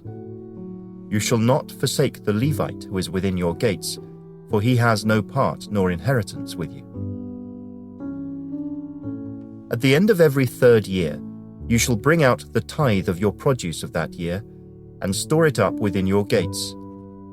And the Levite, because he has no portion nor inheritance with you, and the stranger, and the fatherless, and the widow who are within your gates, may come and eat and be satisfied, that the Lord your God may bless you in all the work of your hand which you do. Chapter 15. At the end of every 7 years, you shall grant a release of debts, and this is the form of the release. Every creditor who has lent anything to his neighbor shall release it. He shall not require it of his neighbor or his brother, because it is called the Lord's release. Of a foreigner you may require it, but you shall give up your claim to what is owed by your brother, except when there may be no poor among you. For the Lord will greatly bless you in the land which the Lord your God is giving you to possess as an inheritance. Only if you carefully obey the voice of the Lord your God, to observe with care all these commandments which I command you today. For the Lord your God will bless you just as he promised you. You shall lend to many nations, but you shall not borrow. You shall reign over many nations, but they shall not reign over you. If there is among you a poor man of your brethren, within any of the gates in your land which the Lord your God is giving you, you shall not harden your heart, nor shut your hand from your poor brother, but you shall open your hand wide to him, and willingly lend him sufficient for his need, whatever he needs. Beware, lest there be a wicked thought in your heart, saying, "The 7th year, the year of release, is at hand," and your eye be evil against your poor brother, and you give him nothing, and he cry out to the Lord against you, and it becomes sin among you. You shall surely give to him, and your heart should not be grieved when you give to him. Because for this thing the Lord your God will bless you in all your works and in all to which you put your hand. For the poor will never cease from the land. Therefore I command you, saying, You shall open your hand wide to your brother, to your poor and your needy in your land. If your brother, a Hebrew man or a Hebrew woman, is sold to you and serves you 6 years, then in the 7th year you shall let him go free from you. And when you send him away free from you, you shall not let him go away empty-handed. You shall supply him liberally from your flock, from your threshing floor, and from your winepress. From what the Lord your God has blessed you with, you shall give to him. You shall remember that you were a slave in the land of Egypt, and the Lord your God redeemed you. Therefore I command you this thing today. And if it happens that he says to you, I will not go away from you, because he loves you and your house, since he prospers with you, then you shall take an awl and thrust it through his ear to the door, and he shall be your servant forever. Also to your female servant you shall do likewise. It shall not seem hard to you when you send him away free from you, for he has been worth a double hired servant in serving you 6 years. Then the Lord your God will bless you in all that you do. All the firstborn males that come from your herd and your flock you shall sanctify to the Lord your God. You shall do no work with the firstborn of your herd, nor shear the firstborn of your flock. You and your household shall eat it before the Lord your God, year by year, in the place which the Lord chooses. But if there is a defect in it, if it is lame or blind or has any serious defect, you shall not sacrifice it to the Lord your God. You may eat it within your gates. The unclean and the clean person alike may eat it, as if it were a gazelle or a deer. Only you shall not eat its blood. You shall pour it on the ground like water. Chapter 16. Observe the month of Abib, and keep the Passover to the Lord your God. For in the month of Abib the Lord your God brought you out of Egypt by night. Therefore you shall sacrifice the Passover to the Lord your God, from the flock and the herd, in the place where the Lord chooses to put his name. You shall eat no leavened bread with it. 7 days you shall eat unleavened bread with it, that is, the bread of affliction, for you came out of the land of Egypt in haste, that you may remember the day in which you came out of the land of Egypt all the days of your life. And no leaven shall be seen among you in all your territory for 7 days, nor shall any of the meat which you sacrifice the first day at twilight remain overnight until morning. You may not sacrifice the Passover within any of your gates which the Lord your God gives you, but at the place where the Lord your God chooses to make his name abide, there you shall sacrifice the Passover at twilight, at the going down of the sun, at the time you came out of Egypt. And you shall roast and eat it in the place which the Lord your God chooses. And in the morning you shall turn and go to your tents. 6 days you shall eat unleavened bread, and on the 7th day there shall be a sacred assembly to the Lord your God. You shall do no work on it. You shall count 7 weeks for yourself. Begin to count the 7 weeks from the time you begin to put the sickle to the grain. Then you shall keep the Feast of Weeks to the Lord your God, with the tribute of a free will offering from your hand, which you shall give as the Lord your God blesses you. You shall rejoice before the Lord your God, you and your son and your daughter, your male servant and your female servant, the Levite who is within your gates, the stranger and the fatherless and the widow who are among you, at the place where the Lord your God chooses to make his name abide. And you shall remember that you were a slave in Egypt, and you shall be careful to observe these statutes. You shall observe the Feast of Tabernacles 7 days, when you have gathered from your threshing floor and from your winepress. And you shall rejoice in your feast, you and your son and your daughter, your male servant and your female servant, and the Levite, the stranger, and the fatherless and the widow who are within your gates. 7 days you shall keep a sacred feast to the Lord your God in the place which the Lord chooses, because the Lord your God will bless you in all your produce and in all the work of your hands, so that you surely rejoice. 3 times a year all your males shall appear before the Lord your God in the place which he chooses, at the feast of unleavened bread, at the feast of weeks, and at the feast of tabernacles. And they shall not appear before the Lord empty-handed. Every man shall give as he is able, according to the blessing of the Lord your God which he has given you. You shall appoint judges and officers in all your gates which the Lord your God gives you, according to your tribes, and they shall judge the people with just judgment. You shall not pervert justice. You shall not show partiality, nor take a bribe, for a bribe blinds the eyes of the wise and twists the words of the righteous. You shall follow what is altogether just, that you may live and inherit the land which the Lord your God is giving you. You shall not plant for yourself any tree as a wooden image near the altar which you build for yourself to the Lord your God. You shall not set up a sacred pillar, which the Lord your God hates. Chapter 17. You shall not sacrifice to the Lord your God a bull or sheep which has any blemish or defect, for that is an abomination to the Lord your God. If there is found among you, within any of your gates which the Lord your God gives you, a man or a woman who has been wicked in the sight of the Lord your God, in transgressing his covenant, who has gone and served other gods and worshipped them, either the sun or moon or any of the host of heaven, which I have not commanded, and it is told you, and you hear of it, then you shall inquire diligently. And if it is indeed true and certain that such an abomination has been committed in Israel, then you shall bring out to your gates that man or woman who has committed that wicked thing, and shall stone to death that man or woman with stones. Whoever is deserving of death shall be put to death on the testimony of 2 or 3 witnesses. He shall not be put to death on the testimony of 1 witness. The hands of the witnesses shall be the first against him to put him to death, and afterward the hands of all the people. So you shall put away the evil from among you.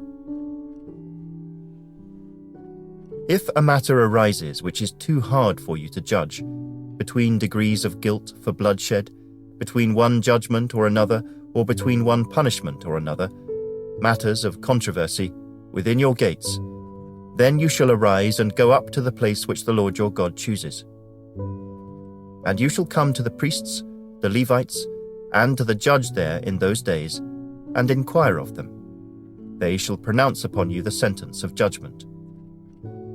You shall do according to the sentence which they pronounce upon you in that place which the Lord chooses. And you shall be careful to do according to all that they order you. According to the sentence of the law in which they instruct you, according to the judgment which they tell you, you shall do. You shall not turn aside to the right hand or to the left from the sentence which they pronounce upon you.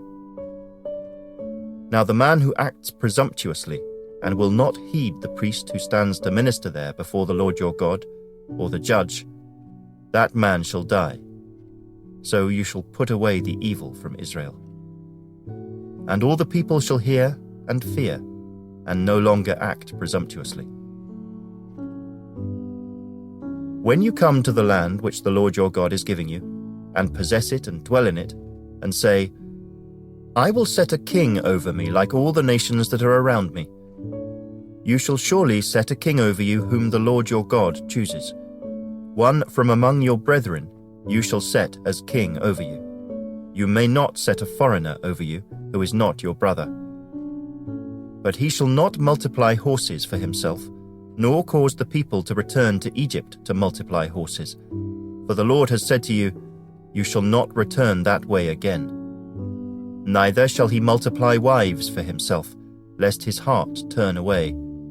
Nor shall he greatly multiply silver and gold for himself. Also it shall be, when he sits on the throne of his kingdom, that he shall write for himself a copy of this law in a book, from the one before the priests, the Levites. And it shall be with him, and he shall read it all the days of his life, that he may learn to fear the Lord his God, and be careful to observe all the words of this law and these statutes, that his heart may not be lifted above his brethren, that he may not turn aside from the commandment to the right hand or to the left, and that he may prolong his days in his kingdom, he and his children, in the midst of Israel. Chapter 18. The priests, the Levites, all the tribe of Levi, shall have no part nor inheritance with Israel. They shall eat the offerings of the Lord made by fire, and his portion. Therefore they shall have no inheritance among their brethren. The Lord is their inheritance, as he said to them. And this shall be the priest's due from the people, from those who offer a sacrifice, whether it is bull or sheep. They shall give to the priest the shoulder, the cheeks, and the stomach. The first fruits of your grain and your new wine and your oil, and the first of the fleece of your sheep, you shall give him. For the Lord your God has chosen him out of all your tribes to stand to minister in the name of the Lord, him and his sons forever. So if a Levite comes from any of your gates, from where he dwells among all Israel, and comes with all the desire of his mind to the place which the Lord chooses, then he may serve in the name of the Lord his God, as all his brethren the Levites do, who stand there before the Lord. They shall have equal portions to eat, besides what comes from the sale of his inheritance. When you come into the land which the Lord your God is giving you, you shall not learn to follow the abominations of those nations. There shall not be found among you anyone who makes his son or his daughter pass through the fire, or one who practices witchcraft, or a soothsayer, or one who interprets omens, or a sorcerer, or one who conjures spells, or a medium, or a spiritist, or one who calls up the dead. For all who do these things are an abomination to the Lord, and because of these abominations, the Lord your God drives them out from before you. You shall be blameless before the Lord your God. For these nations which you will dispossess listened to soothsayers and diviners. But as for you, the Lord your God has not appointed such for you.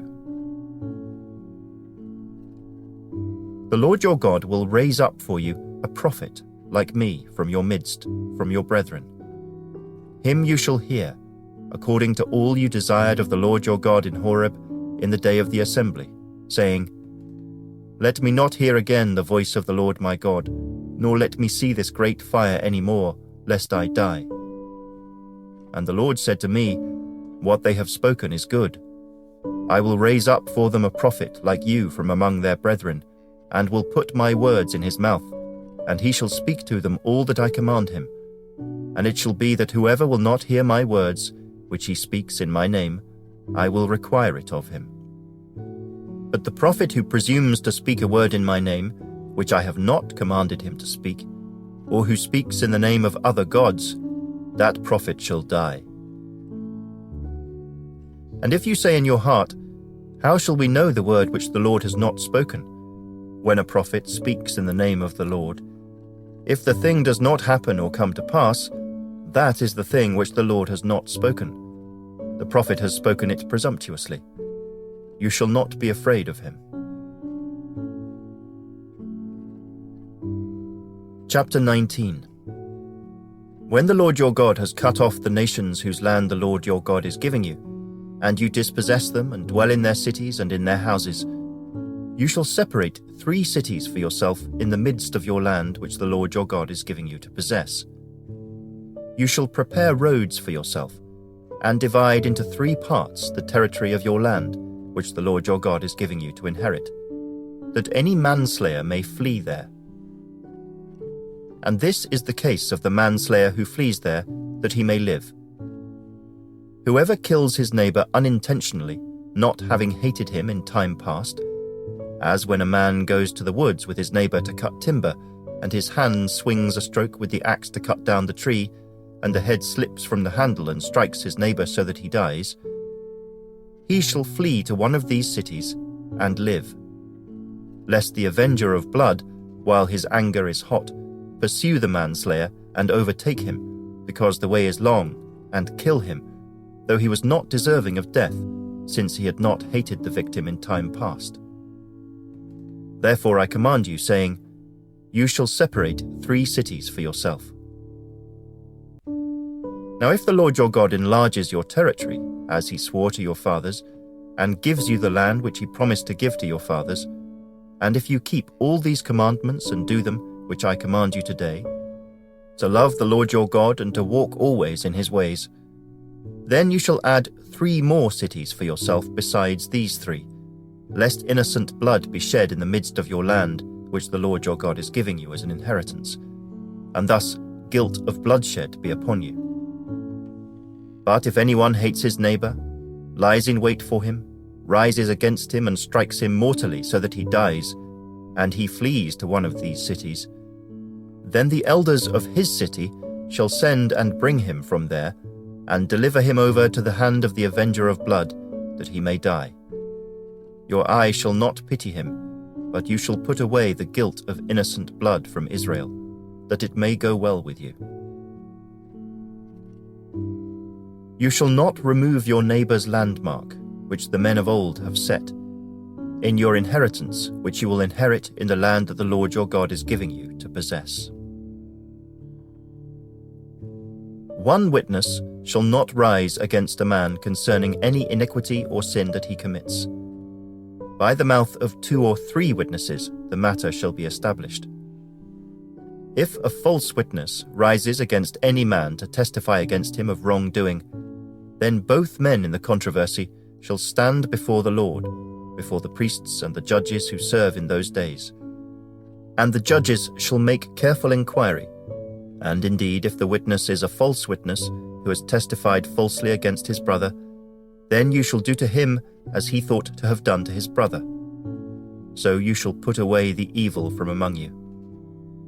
And those who remain shall hear and fear, and hereafter they shall not again commit such evil among you. Your eye shall not pity. Life shall be for life, eye for eye, tooth for tooth, hand for hand, foot for foot.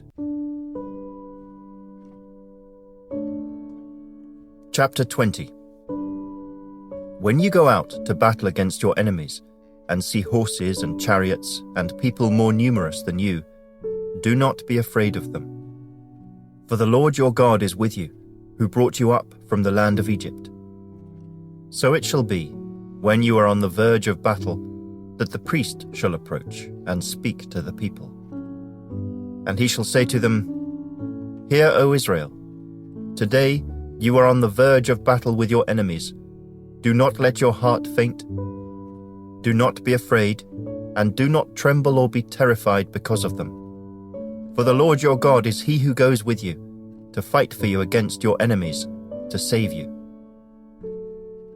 Then the officers shall speak to the people, saying, What man is there who has built a new house, and has not dedicated it? Let him go and return to his house, lest he die in the battle, and another man dedicate it. Also, what man is there who has planted a vineyard and has not eaten of it? Let him go and return to his house, lest he die in the battle, and another man eat of it. And what man is there who is betrothed to a woman and has not married her? Let him go and return to his house, lest he die in the battle, and another man marry her. The officers shall speak further to the people, and say, What man is there who is fearful and faint-hearted? Let him go and return to his house, lest the heart of his brethren faint like his heart. And so it shall be, when the officers have finished speaking to the people, that they shall make captains of the armies to lead the people. When you go near a city to fight against it, then proclaim an offer of peace to it. And it shall be that if they accept your offer of peace and open to you, then all the people who are found in it shall be placed under tribute to you and serve you. Now if the city will not make peace with you, but war against you, then you shall besiege it. And when the Lord your God delivers it into your hands, you shall strike every male in it with the edge of the sword. But the women, the little ones, the livestock, and all that is in the city, all its spoil, you shall plunder for yourself. And you shall eat the enemy's plunder which the Lord your God gives you. Thus you shall do to all the cities which are very far from you, which are not of the cities of these nations.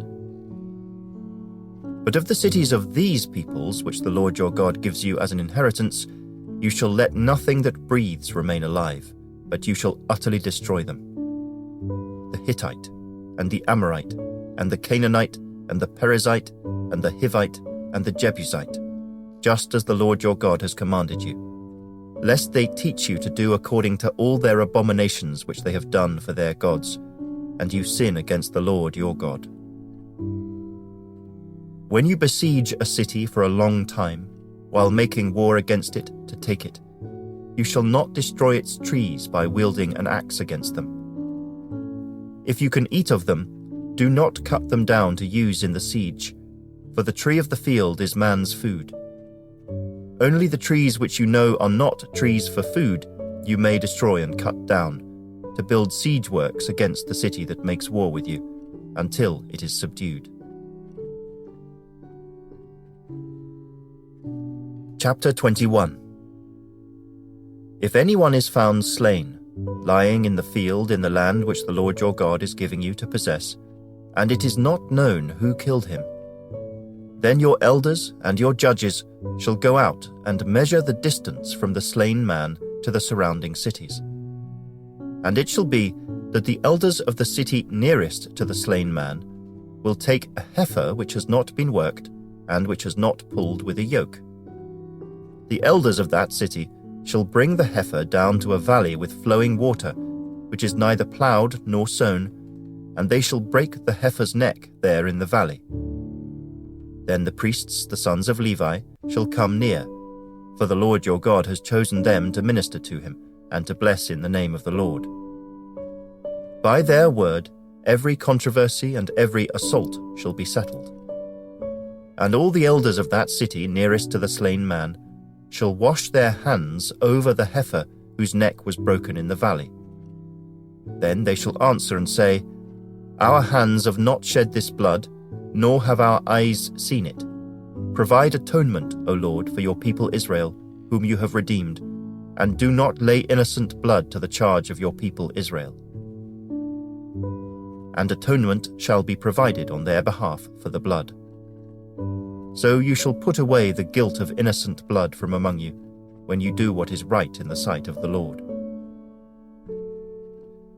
When you go out to war against your enemies, and the Lord your God delivers them into your hand, and you take them captive, and you see among the captives a beautiful woman, and desire her, and would take her for your wife, then you shall bring her home to your house, and she shall shave her head and trim her nails. She shall put off the clothes of her captivity, remain in your house, and mourn her father and her mother a full month. After that, you may go into her and be her husband, and she shall be your wife. And it shall be, if you have no delight in her, then you shall set her free, but you shall certainly not sell her for money. You shall not treat her brutally, because you have humbled her. If a man has 2 wives, one loved and the other unloved, and they have borne him children, both the loved and the unloved, and if the firstborn son is of her who is unloved, then it shall be, on the day he bequeaths his possessions to his sons, that he must not bestow firstborn status on the son of the loved wife in preference to the son of the unloved, the true firstborn. But he shall acknowledge the son of the unloved wife as the firstborn, by giving him a double portion of all that he has, for he is the beginning of his strength. The right of the firstborn is his. If a man has a stubborn and rebellious son who will not obey the voice of his father or the voice of his mother, and who, when they have chastened him, will not heed them, then his father and his mother shall take hold of him and bring him out to the elders of his city, to the gate of his city. And they shall say to the elders of his city, This son of ours is stubborn and rebellious. He will not obey our voice. He is a glutton and a drunkard. Then all the men of his city shall stone him to death with stones. So you shall put away the evil from among you, and all Israel shall hear and fear. If a man has committed a sin deserving of death, and he is put to death, and you hang him on a tree, his body shall not remain overnight on the tree, but you shall surely bury him that day, so that you do not defile the land which the Lord your God is giving you as an inheritance. For he who is hanged is accursed of God. Chapter 22. You shall not see your brother's ox or his sheep going astray, and hide yourself from them. You shall certainly bring them back to your brother. And if your brother is not near you, or if you do not know him, then you shall bring it to your own house, and it shall remain with you until your brother seeks it. Then you shall restore it to him. You shall do the same with his donkey, and so you shall do with his garment. With any lost thing of your brother's which he has lost and you have found, you shall do likewise. You must not hide yourself.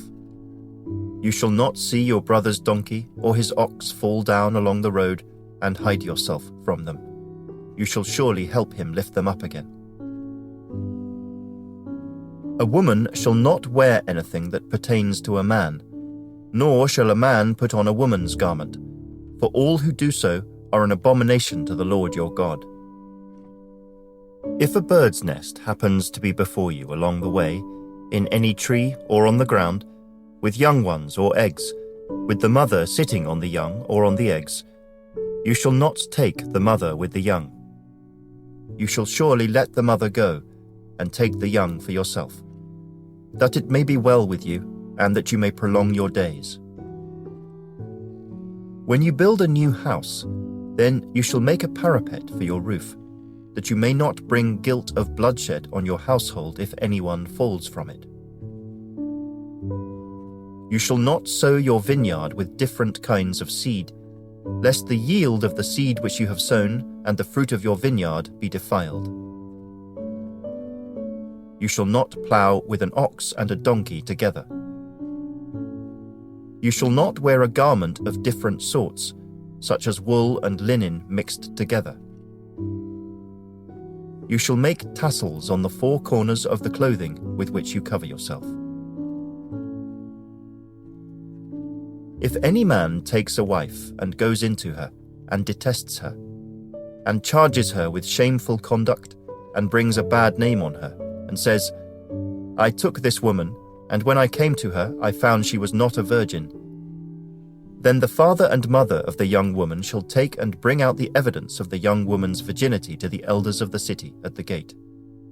And the young woman's father shall say to the elders, I gave my daughter to this man as wife, and he detests her. Now he has charged her with shameful conduct, saying, I found your daughter was not a virgin, and yet these are the evidences of my daughter's virginity. And they shall spread the cloth before the elders of the city. Then the elders of that city shall take that man and punish him.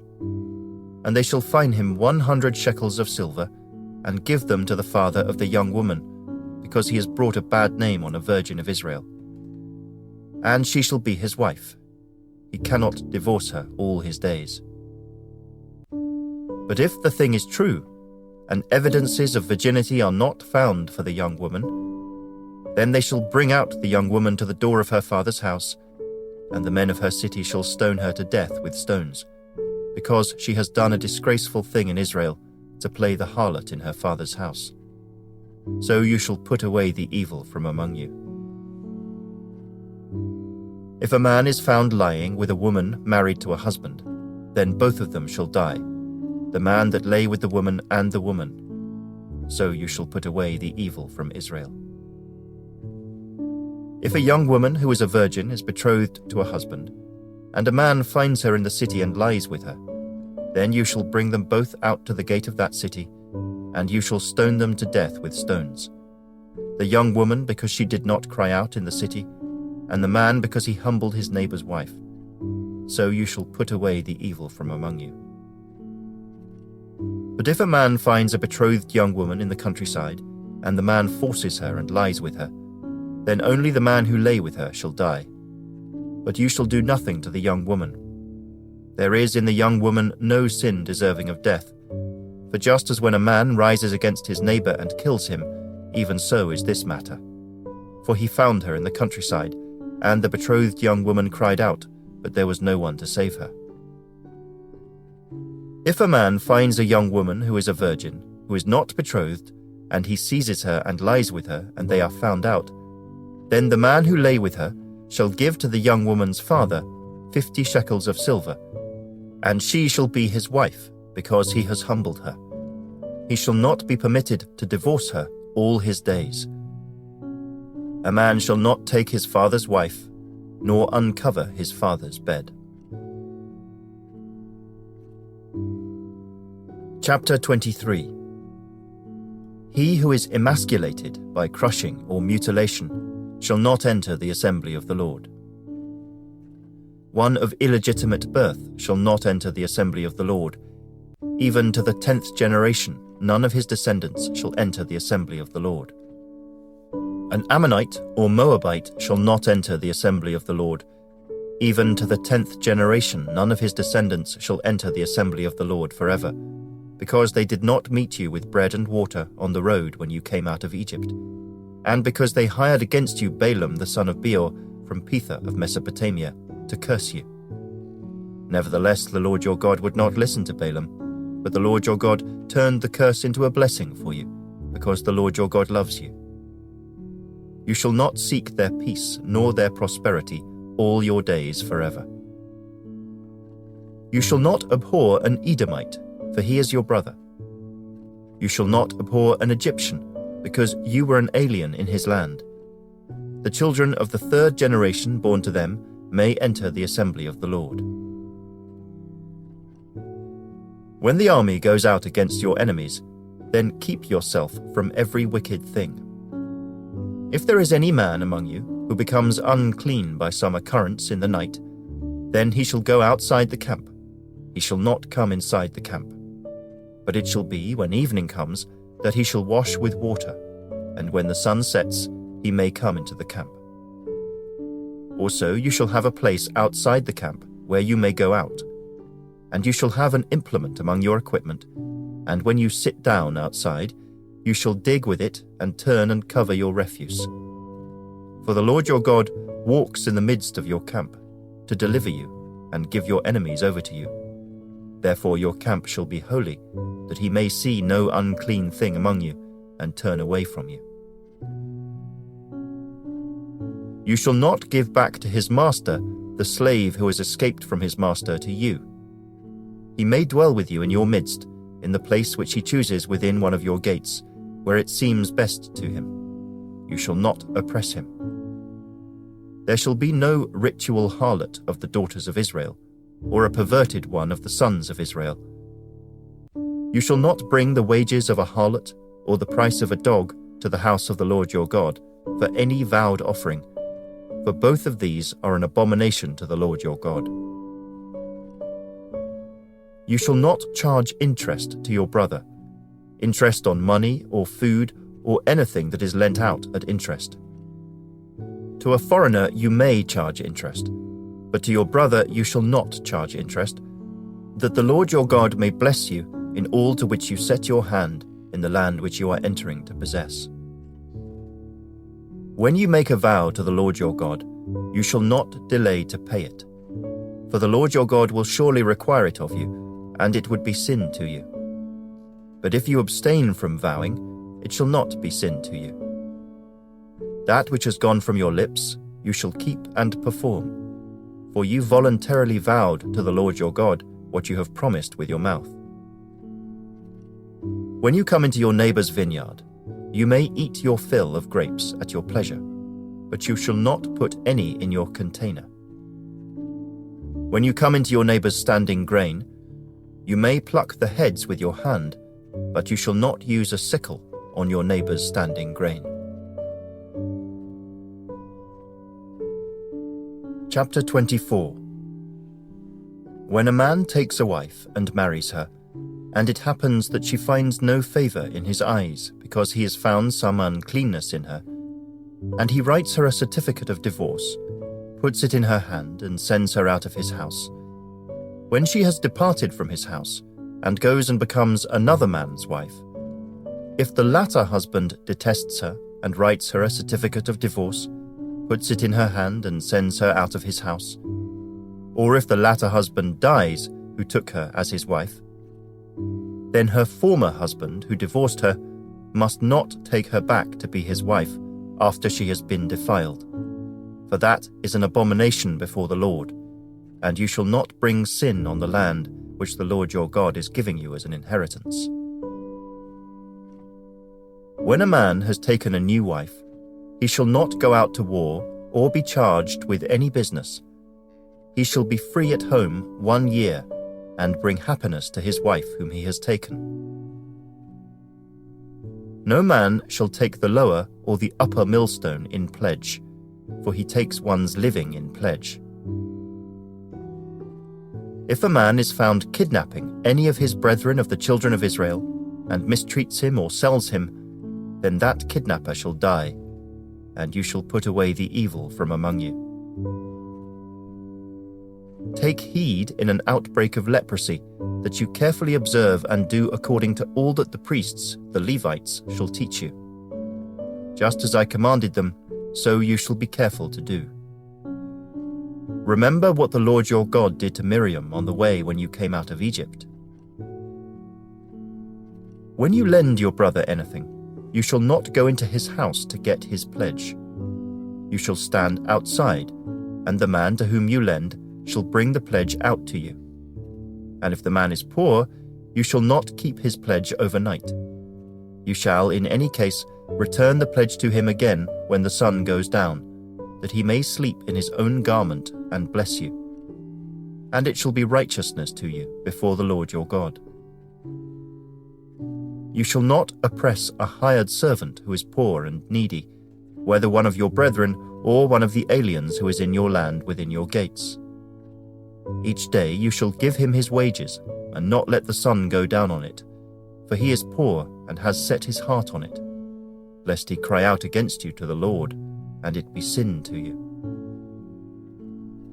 Fathers shall not be put to death for their children, nor shall children be put to death for their fathers.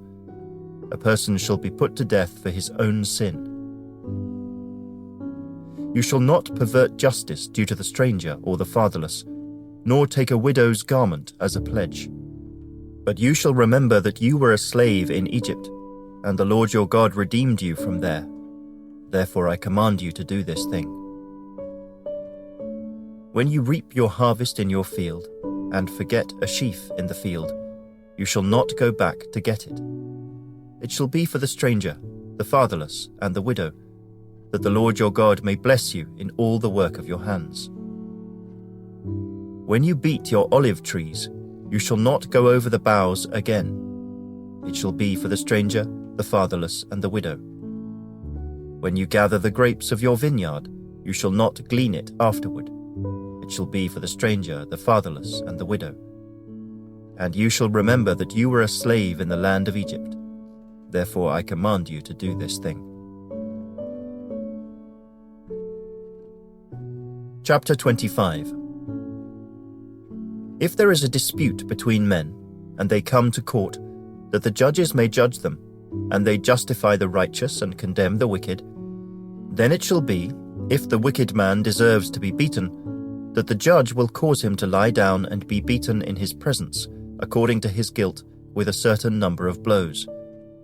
40 blows he may give him, and no more, lest he should exceed this, and beat him with many blows above these, and your brother be humiliated in your sight. You shall not muzzle an ox while it treads out the grain. If brothers dwell together, and one of them dies and has no son, the widow of the dead man shall not be married to a stranger outside the family. Her husband's brother shall go into her, take her as his wife, and perform the duty of a husband's brother to her. And it shall be that the firstborn son which she bears will succeed to the name of his dead brother, that his name may not be blotted out of Israel. But if the man does not want to take his brother's wife, then let his brother's wife go up to the gate to the elders and say, "My husband's brother refuses to raise up a name to his brother in Israel.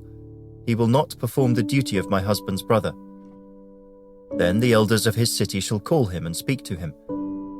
But if he stands firm and says, "I do not want to take her," then his brother's wife shall come to him in the presence of the elders, remove his sandal from his foot, spit in his face, and answer and say, "So shall it be done to the man who will not build up his brother's house." And his name shall be called in Israel, "The house of him who had his sandal removed." If two men fight together, and the wife of one draws near to rescue her husband from the hand of the one attacking him, and puts out her hand and seizes him by the genitals, then you shall cut off her hand. Your eye shall not pity her. You shall not have in your bag differing weights, a heavy and a light. You shall not have in your house differing measures, a large and a small. You shall have a perfect and just weight, a perfect and just measure, that your days may be lengthened in the land which the Lord your God is giving you. For all who do such things, all who behave unrighteously, are an abomination to the Lord your God. Remember what Amalek did to you on the way as you were coming out of Egypt, how he met you on the way and attacked your rear ranks, all the stragglers at your rear, when you were tired and weary, and he did not fear God. Therefore it shall be, when the Lord your God has given you rest from your enemies all around, in the land which the Lord your God is giving you to possess as an inheritance, that you will blot out the remembrance of Amalek from under heaven. You shall not forget. Chapter 26. And it shall be, when you come into the land which the Lord your God is giving you as an inheritance, and you possess it and dwell in it, that you shall take some of the first of all the produce of the ground, which you shall bring from your land that the Lord your God is giving you, and put it in a basket, and go to the place where the Lord your God chooses to make his name abide. And you shall go to the one who is priest in those days, and say to him, "I declare today to the Lord your God that I have come to the country which the Lord swore to our fathers to give us." Then the priest shall take the basket out of your hand and set it down before the altar of the Lord your God.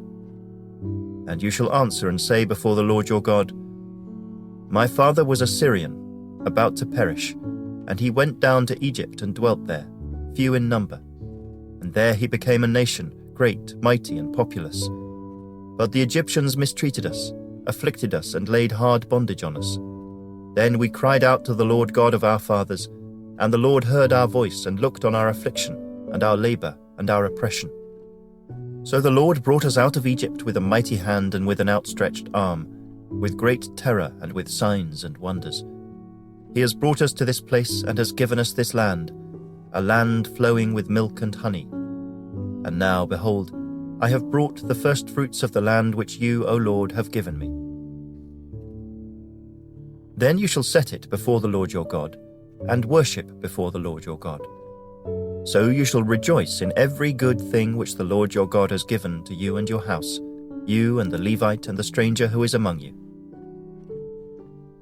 When you have finished laying aside all the tithe of your increase in the 3rd year, the year of tithing, and have given it to the Levite, the stranger, the fatherless, and the widow, so that they may eat within your gates and be filled, then you shall say before the Lord your God, I have removed the holy tithe from my house, and also have given them to the Levite, the stranger, the fatherless, and the widow, according to all your commandments which you have commanded me.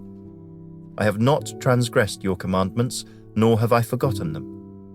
I have not eaten any of it when in mourning, nor have I removed any of it for an unclean use, nor given any of it for the dead. I have obeyed the voice of the Lord my God, and have done according to all that you have commanded me. Look down from your holy habitation, from heaven, and bless your people Israel, and the land which you have given us, just as you swore to our fathers, a land flowing with milk and honey.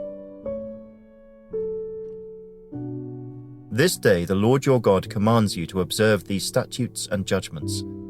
Therefore you shall be careful to observe them with all your heart and with all your soul. Today you have proclaimed the Lord to be your God, and that you will walk in his ways and keep his statutes, his commandments, and his judgments, and that you will obey his voice.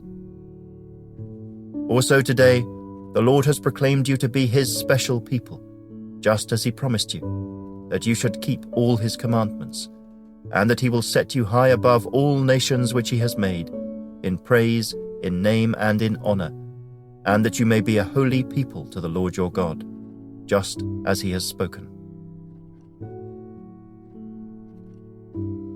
Chapter 27. Now Moses, with the elders of Israel, commanded the people, saying, Keep all the commandments which I command you today, and it shall be, on the day when you cross over the Jordan to the land which the Lord your God is giving you, that you shall set up for yourselves large stones, and whitewash them with lime. You shall write on them all the words of this law when you have crossed over, that you may enter the land which the Lord your God is giving you, a land flowing with milk and honey, just as the Lord God of your fathers promised you. Therefore it shall be, when you have crossed over the Jordan, that on Mount Ebal you shall set up these stones which I command you today, and you shall whitewash them with lime. And there you shall build an altar to the Lord your God, an altar of stones. You shall not use an iron tool on them. You shall build with whole stones the altar of the Lord your God, and offer burnt offerings on it to the Lord your God. You shall offer peace offerings, and shall eat there, and rejoice before the Lord your God. And you shall write very plainly on the stones all the words of this law. Then Moses and the priests, the Levites, spoke to all Israel, saying, Take heed and listen, O Israel. This day you have become the people of the Lord your God. Therefore you shall obey the voice of the Lord your God, and observe his commandments and his statutes which I command you today. And Moses commanded the people on the same day, saying, These shall stand on Mount Gerizim to bless the people when you have crossed over the Jordan: Simeon, Levi, Judah, Issachar, Joseph, and Benjamin. And these shall stand on Mount Ebal to curse: Reuben, Gad, Asher, Zebulun, Dan, and Naphtali. And the Levites shall speak with a loud voice and say to all the men of Israel, Cursed is the one who makes a carved or molded image, an abomination to the Lord, the work of the hands of the craftsman, and sets it up in secret. And all the people shall answer and say, Amen. Cursed is the one who treats his father or his mother with contempt. And all the people shall say, Amen. Cursed is the one who moves his neighbor's landmark. And all the people shall say, Amen. Cursed is the one who makes the blind to wander off the road. And all the people shall say, Amen. Cursed is the one who perverts the justice due the stranger, the fatherless, and widow. And all the people shall say, Amen. Cursed is the one who lies with his father's wife, because he has uncovered his father's bed. And all the people shall say, Amen. Cursed is the one who lies with any kind of animal. And all the people shall say, Amen. Cursed is the one who lies with his sister, the daughter of his father, or the daughter of his mother. And all the people shall say, Amen. Cursed is the one who lies with his mother-in-law. And all the people shall say, Amen. Cursed is the one who attacks his neighbor secretly. And all the people shall say, Amen. Cursed is the one who takes a bribe to slay an innocent person. And all the people shall say, Amen.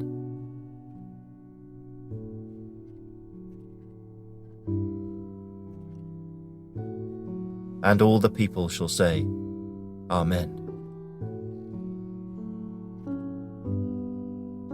Chapter 28.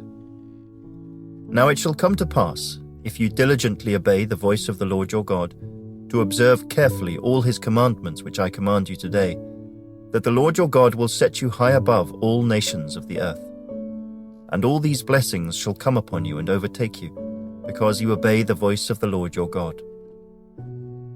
Blessed shall you be in the city, and blessed shall you be in the country. Blessed shall be the fruit of your body, the produce of your ground, and the increase of your herds, the increase of your cattle, and the offspring of your flocks. Blessed shall be your basket and your kneading bowl. Blessed shall you be when you come in, and blessed shall you be when you go out. The Lord will cause your enemies who rise against you to be defeated before your face. They shall come out against you one way, and flee before you 7 ways. The Lord will command the blessing on you in your storehouses, and in all to which you set your hand. And he will bless you in the land which the Lord your God is giving you. The Lord will establish you as a holy people to himself, just as he has sworn to you, if you keep the commandments of the Lord your God and walk in his ways. Then all peoples of the earth shall see that you are called by the name of the Lord, and they shall be afraid of you. And the Lord will grant you plenty of goods in the fruit of your body, in the increase of your livestock, and in the produce of your ground, in the land of which the Lord swore to your fathers to give you. The Lord will open to you his good treasure, the heavens, to give the rain to your land in its season, and to bless all the work of your hand. You shall lend to many nations, but you shall not borrow. And the Lord will make you the head and not the tail. You shall be above only and not be beneath, if you heed the commandments of the Lord your God which I command you today, and are careful to observe them. So you shall not turn aside from any of the words which I command you this day, to the right or the left, to go after other gods to serve them. But it shall come to pass, if you do not obey the voice of the Lord your God, to observe carefully all his commandments and statutes which I command you today, that all these curses will come upon you and overtake you. Cursed shall you be in the city, and cursed shall you be in the country. Cursed shall be your basket and your kneading bowl. Cursed shall be the fruit of your body and the produce of your land, the increase of your cattle and the offspring of your flocks. Cursed shall you be when you come in, and cursed shall you be when you go out. The Lord will send on you cursing, confusion, and rebuke in all that you set your hand to do, until you are destroyed, and until you perish quickly, because of the wickedness of your doings in which you have forsaken me. The Lord will make the plague cling to you, until he has consumed you from the land which you are going to possess. The Lord will strike you with consumption, with fever, with inflammation, with severe burning fever, with the sword, with scorching, and with mildew. They shall pursue you until you perish. And your heavens which are over your head shall be bronze, and the earth which is under you shall be iron. The Lord will change the rain of your land to powder and dust. From the heaven it shall come down on you until you are destroyed. The Lord will cause you to be defeated before your enemies. You shall go out one way against them, and flee 7 ways before them. And you shall become troublesome to all the kingdoms of the earth. Your carcasses shall be food for all the birds of the air and the beasts of the earth, and no one shall frighten them away. The Lord will strike you with the boils of Egypt, with tumors, with the scab, and with the itch from which you cannot be healed. The Lord will strike you with madness and blindness and confusion of heart. And you shall grope at noonday, as a blind man gropes in darkness. You shall not prosper in your ways. You shall be only oppressed and plundered continually, and no one shall save you. You shall betroth a wife, but another man shall lie with her. You shall build a house, but you shall not dwell in it. You shall plant a vineyard, but shall not gather its grapes. Your ox shall be slaughtered before your eyes, but you shall not eat of it. Your donkey shall be violently taken away from before you, and shall not be restored to you. Your sheep shall be given to your enemies, and you shall have no one to rescue them. Your sons and your daughters shall be given to another people, and your eyes shall look and fail with longing for them all day long, and there shall be no strength in your hand. A nation whom you have not known shall eat the fruit of your land and the produce of your labor, and you shall be only oppressed and crushed continually. so you shall be driven mad because of the sight which your eyes see. The Lord will strike you in the knees and on the legs with severe boils which cannot be healed, and from the sole of your foot to the top of your head. The Lord will bring you and the king whom you set over you to a nation which neither you nor your fathers have known, and there you shall serve other gods, wood and stone. And you shall become an astonishment, a proverb, and a byword among all nations where the Lord will drive you. You shall carry much seed out to the field, but gather little in, for the locust shall consume it. You shall plant vineyards and tend them, but you shall neither drink of the wine nor gather the grapes, for the worms shall eat them. You shall have olive trees throughout all your territory, but you shall not anoint yourself with the oil, for your olives shall drop off. You shall beget sons and daughters, but they shall not be yours, for they shall go into captivity. Locusts shall consume all your trees and the produce of your land. The alien who is among you shall rise higher and higher above you, and you shall come down lower and lower. He shall lend to you, but you shall not lend to him.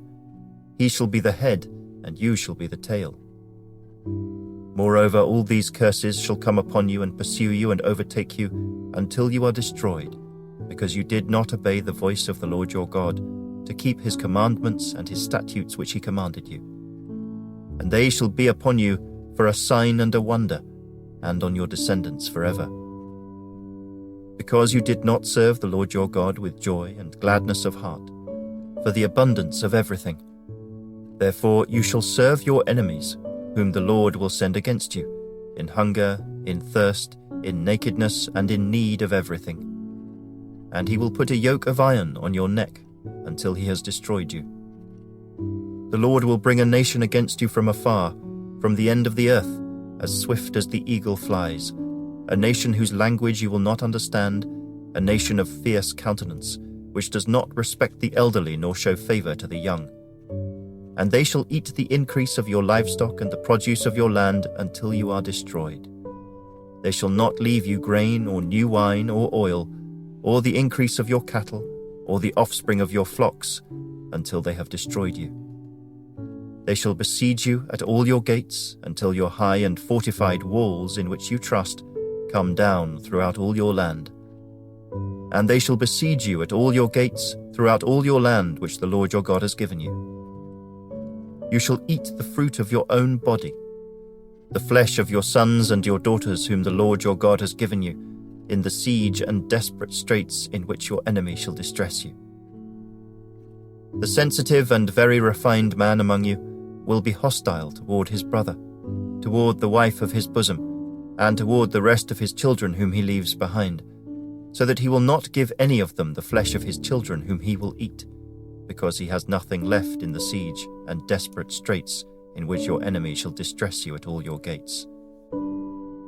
The tender and delicate woman among you, who would not venture to set the sole of her foot on the ground because of her delicateness and sensitivity, will refuse to the husband of her bosom, and to her son and her daughter, her placenta which comes out from between her feet, and her children whom she bears. For she will eat them secretly for lack of everything, in the siege and desperate straits in which your enemy shall distress you at all your gates.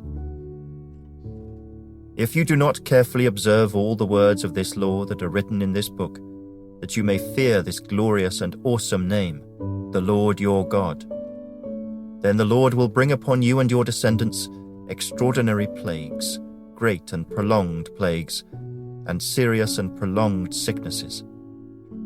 Moreover, he will bring back on you all the diseases of Egypt, of which you were afraid, and they shall cling to you. Also every sickness and every plague which is not written in this book of the law will the Lord bring upon you until you are destroyed. You shall be left few in number, whereas you were as the stars of heaven in multitude, because you would not obey the voice of the Lord your God. And it shall be that just as the Lord rejoiced over you to do you good and multiply you, so the Lord will rejoice over you to destroy you and bring you to nothing. And you shall be plucked from off the land which you go to possess. Then the Lord will scatter you among all peoples, from one end of the earth to the other. And there you shall serve other gods which neither you nor your fathers have known, wood and stone. And among those nations you shall find no rest, nor shall the sole of your foot have a resting place. But there the Lord will give you a trembling heart, failing eyes, and anguish of soul. Your life shall hang in doubt before you. You shall fear day and night, and have no assurance of life. In the morning you shall say, "Oh, that it were evening."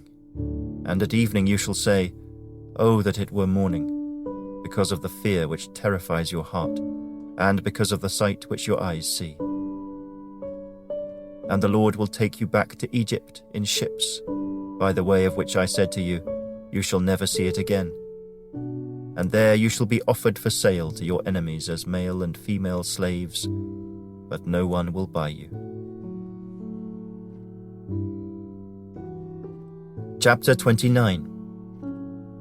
These are the words of the covenant which the Lord commanded Moses to make with the children of Israel in the land of Moab, besides the covenant which he made with them in Horeb.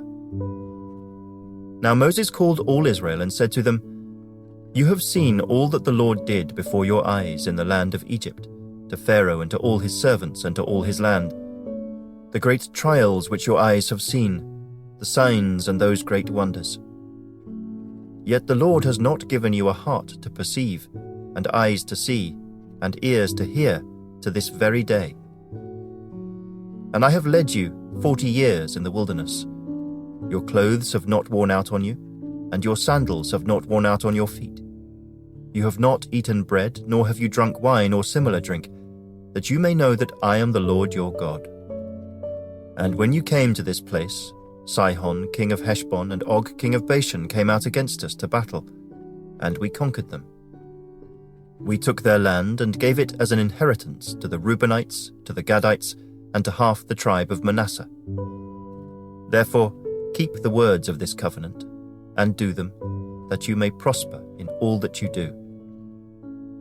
All of you stand today before the Lord your God, your leaders and your tribes and your elders and your officers, all the men of Israel, your little ones and your wives, also the stranger who is in your camp, from the one who cuts your wood to the one who draws your water, that you may enter into covenant with the Lord your God, and into his oath, which the Lord your God makes with you today, that he may establish you today as a people for himself, and that he may be God to you, just as he has spoken to you, and just as he has sworn to your fathers, to Abraham, Isaac, and Jacob.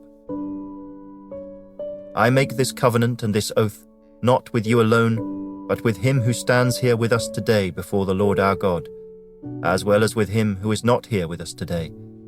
For you know that we dwelt in the land of Egypt, and that we came through the nations which you passed by, and you saw their abominations and their idols which were among them, wood and stone and silver and gold. So that there may not be among you man or woman or family or tribe whose heart turns away today from the Lord our God to go and serve the gods of these nations, and that there may not be among you a root bearing bitterness or wormwood. And so it may not happen, when he hears the words of this curse, that he blesses himself in his heart, saying, I shall have peace, even though I follow the dictates of my heart, as though the drunkard could be included with the sober. The Lord would not spare him, for then the anger of the Lord and his jealousy would burn against that man, and every curse that is written in this book would settle on him, and the Lord would blot out his name from under heaven. And the Lord would separate him from all the tribes of Israel for adversity, according to all the curses of the covenant that are written in this book of the law, so that the coming generation of your children who rise up after you, and the foreigner who comes from a far land would say, when they see the plagues of that land and the sickness which the Lord has laid on it, the whole land is brimstone, salt and burning. It is not sown, nor does it bear, nor does any grass grow there, like the overthrow of Sodom and Gomorrah, Admah and Zeboim, which the Lord overthrew in his anger and his wrath. All nations would say, why has the Lord done so to this land? What does the heat of this great anger mean? Then people would say, because they have forsaken the covenant of the Lord God of their fathers, which he made with them when he brought them out of the land of Egypt. For they went and served other gods and worshipped them, gods that they did not know and that he had not given to them. Then the anger of the Lord was aroused against this land, to bring on it every curse that is written in this book. And the Lord uprooted them from their land in anger, in wrath, and in great indignation, and cast them into another land, as it is this day. The secret things belong to the Lord our God, but those things which are revealed belong to us and to our children forever, that we may do all the words of this law.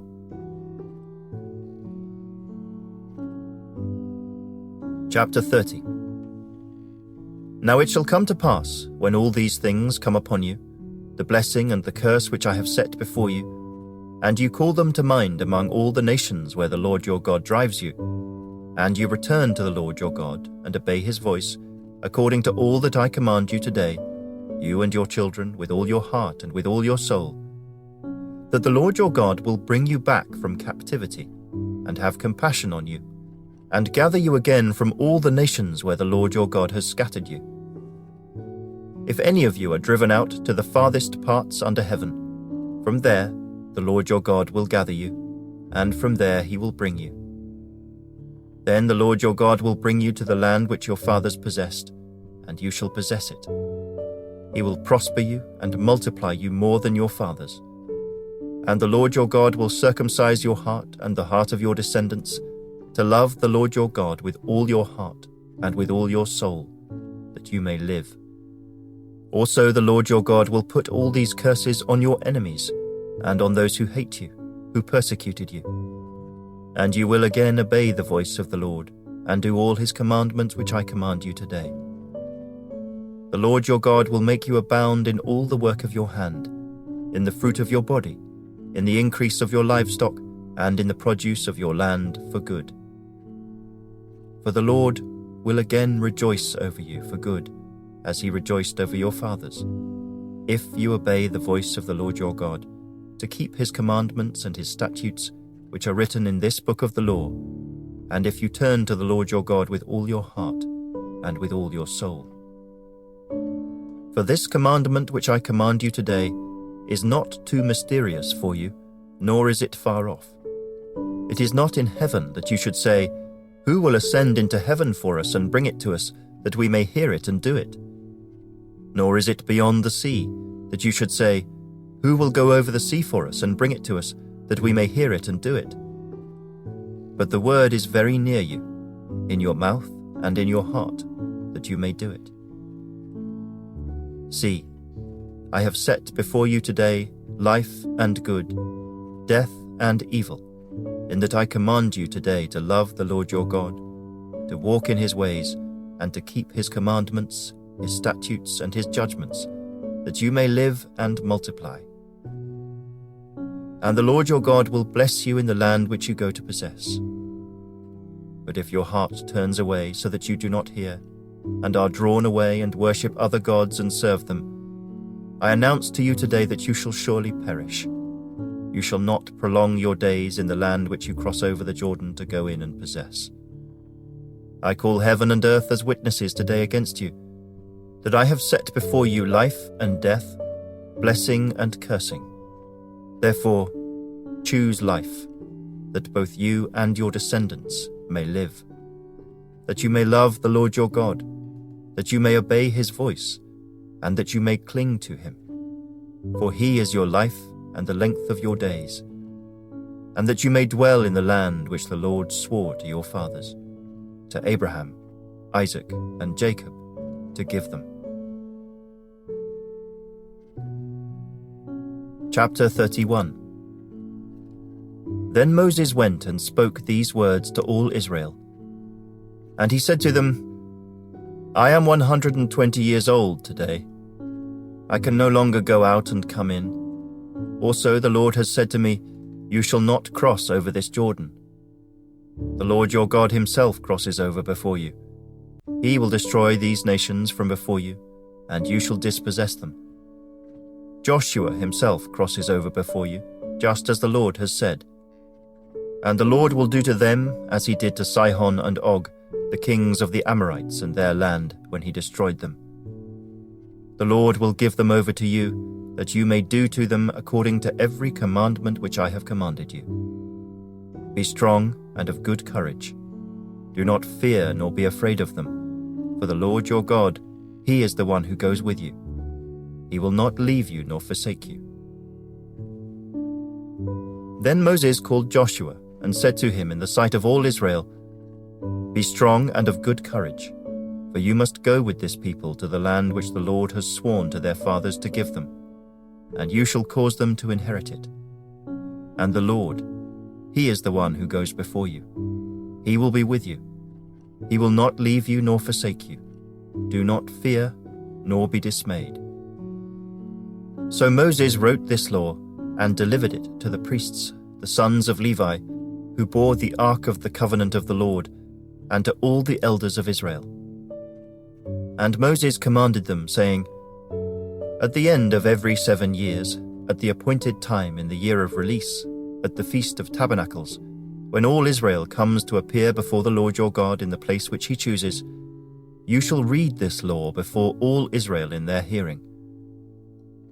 Gather the people together, men and women and little ones, and the stranger who is within your gates, that they may hear, and that they may learn to fear the Lord your God, and carefully observe all the words of this law, and that their children who have not known it may hear and learn to fear the Lord your God, as long as you live in the land which you crossed the Jordan to possess." Then the Lord said to Moses, "Behold, the days approach when you must die. Call Joshua and present yourselves in the tabernacle of meeting, that I may inaugurate him." So Moses and Joshua went and presented themselves in the tabernacle of meeting. Now the Lord appeared at the tabernacle in a pillar of cloud, and the pillar of cloud stood above the door of the tabernacle. And the Lord said to Moses, "Behold, you will rest with your fathers, and this people will rise and play the harlot with the gods of the foreigners of the land, where they go to be among them, and they will forsake me and break my covenant which I have made with them. Then my anger shall be aroused against them in that day, and I will forsake them, and I will hide my face from them, and they shall be devoured. And many evils and troubles shall befall them, so that they will say in that day, Have not these evils come upon us because our God is not among us? And I will surely hide my face in that day because of all the evil which they have done, in that they have turned to other gods. Now therefore write down this song for yourselves, and teach it to the children of Israel. Put it in their mouths, that this song may be a witness for me against the children of Israel. When I have brought them to the land flowing with milk and honey, of which I swore to their fathers, and they have eaten and filled themselves and grown fat, then they will turn to other gods and serve them, and they will provoke me and break my covenant. Then it shall be, when many evils and troubles have come upon them, that this song will testify against them as a witness. For it will not be forgotten in the mouths of their descendants. For I know the inclination of their behavior today, even before I have brought them to the land of which I swore to give them. Therefore Moses wrote this song the same day, and taught it to the children of Israel. Then he inaugurated Joshua the son of Nun, and said, Be strong and of good courage, for you shall bring the children of Israel into the land of which I swore to them, and I will be with you. So it was, when Moses had completed writing the words of this law in a book, when they were finished, that Moses commanded the Levites, who bore the ark of the covenant of the Lord, saying, Take this book of the law, and put it beside the ark of the covenant of the Lord your God, that it may be there as a witness against you. For I know your rebellion and your stiff neck. If today, while I am yet alive with you, you have been rebellious against the Lord, then how much more after my death? Gather to me all the elders of your tribes and your officers, that I may speak these words in their hearing, and call heaven and earth to witness against them. For I know that after my death you will become utterly corrupt, and turn aside from the way which I have commanded you. And evil will befall you in the latter days, because you will do evil in the sight of the Lord, to provoke him to anger through the work of your hands." Then Moses spoke in the hearing of all the assembly of Israel the words of this song until they were ended. Chapter 32. Give ear, O heavens, and I will speak, and hear, O earth, the words of my mouth. Let my teaching drop as the rain, my speech distill as the dew, as raindrops on the tender herb, and as showers on the grass. For I proclaim the name of the Lord. Ascribe greatness to our God. He is the rock. His work is perfect, for all his ways are justice. A God of truth and without injustice. Righteous and upright is he. They have corrupted themselves. They are not his children because of their blemish. A perverse and crooked generation. Do you thus deal with the Lord, O foolish and unwise people? Is he not your father, who bought you? Has he not made you and established you? Remember the days of old. Consider the years of many generations. Ask your father, and he will show you, your elders, and they will tell you. When the Most High divided their inheritance to the nations, when he separated the sons of Adam, he set the boundaries of the peoples according to the number of the children of Israel. For the Lord's portion is his people. Jacob is the place of his inheritance. He found him in a desert land and in the wasteland, a howling wilderness. He encircled him. He instructed him. He kept him as the apple of his eye. As an eagle stirs up its nest, hovers over its young, spreading out its wings, taking them up, carrying them on its wings, so the Lord alone led him, and there was no foreign god with him. He made him ride in the heights of the earth, that he might eat the produce of the fields.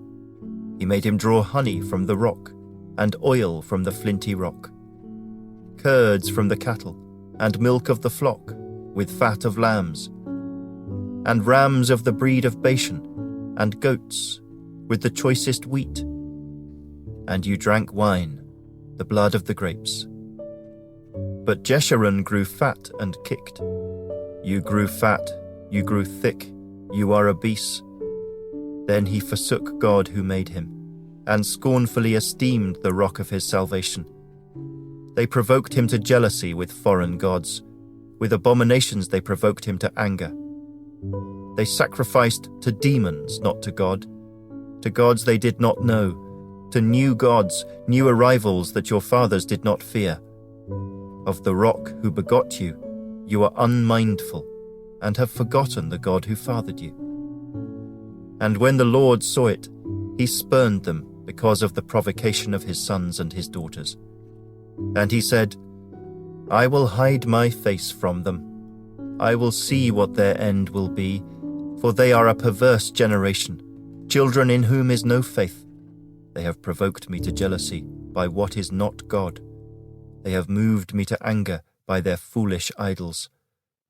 But I will provoke them to jealousy by those who are not a nation. I will move them to anger by a foolish nation. For a fire is kindled in my anger, and shall burn to the lowest hell. It shall consume the earth with her increase, and set on fire the foundations of the mountains. I will heap disasters on them. I will spend my arrows on them. They shall be wasted with hunger, devoured by pestilence and bitter destruction. I will also send against them the teeth of beasts, with the poison of serpents of the dust. The sword shall destroy outside. There shall be terror within, for the young man and virgin, the nursing child with the man of grey hairs. I would have said, I will dash them in pieces. I will make the memory of them to cease from among men. Had I not feared the wrath of the enemy, lest their adversaries should misunderstand, lest they should say, Our hand is high, and it is not the Lord who has done all this. For they are a nation void of counsel, nor is there any understanding in them. Oh, that they were wise, that they understood this, that they would consider their latter end. How could one chase 1,000, and two put 10,000 to flight, unless their rock had sold them, and the Lord had surrendered them? For their rock is not like our rock, even our enemies themselves being judges.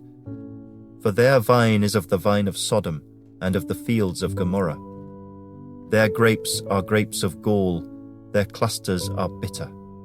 Their wine is the poison of serpents, and the cruel venom of cobras. Is this not laid up in store with me, sealed up among my treasures? Vengeance is mine, and recompense.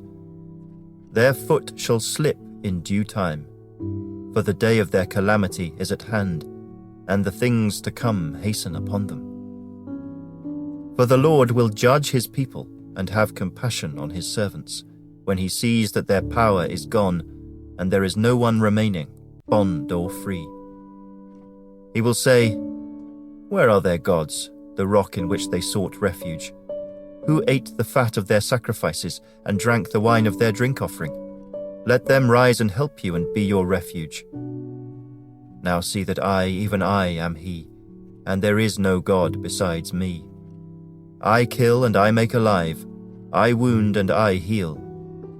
Nor is there any who can deliver from my hand.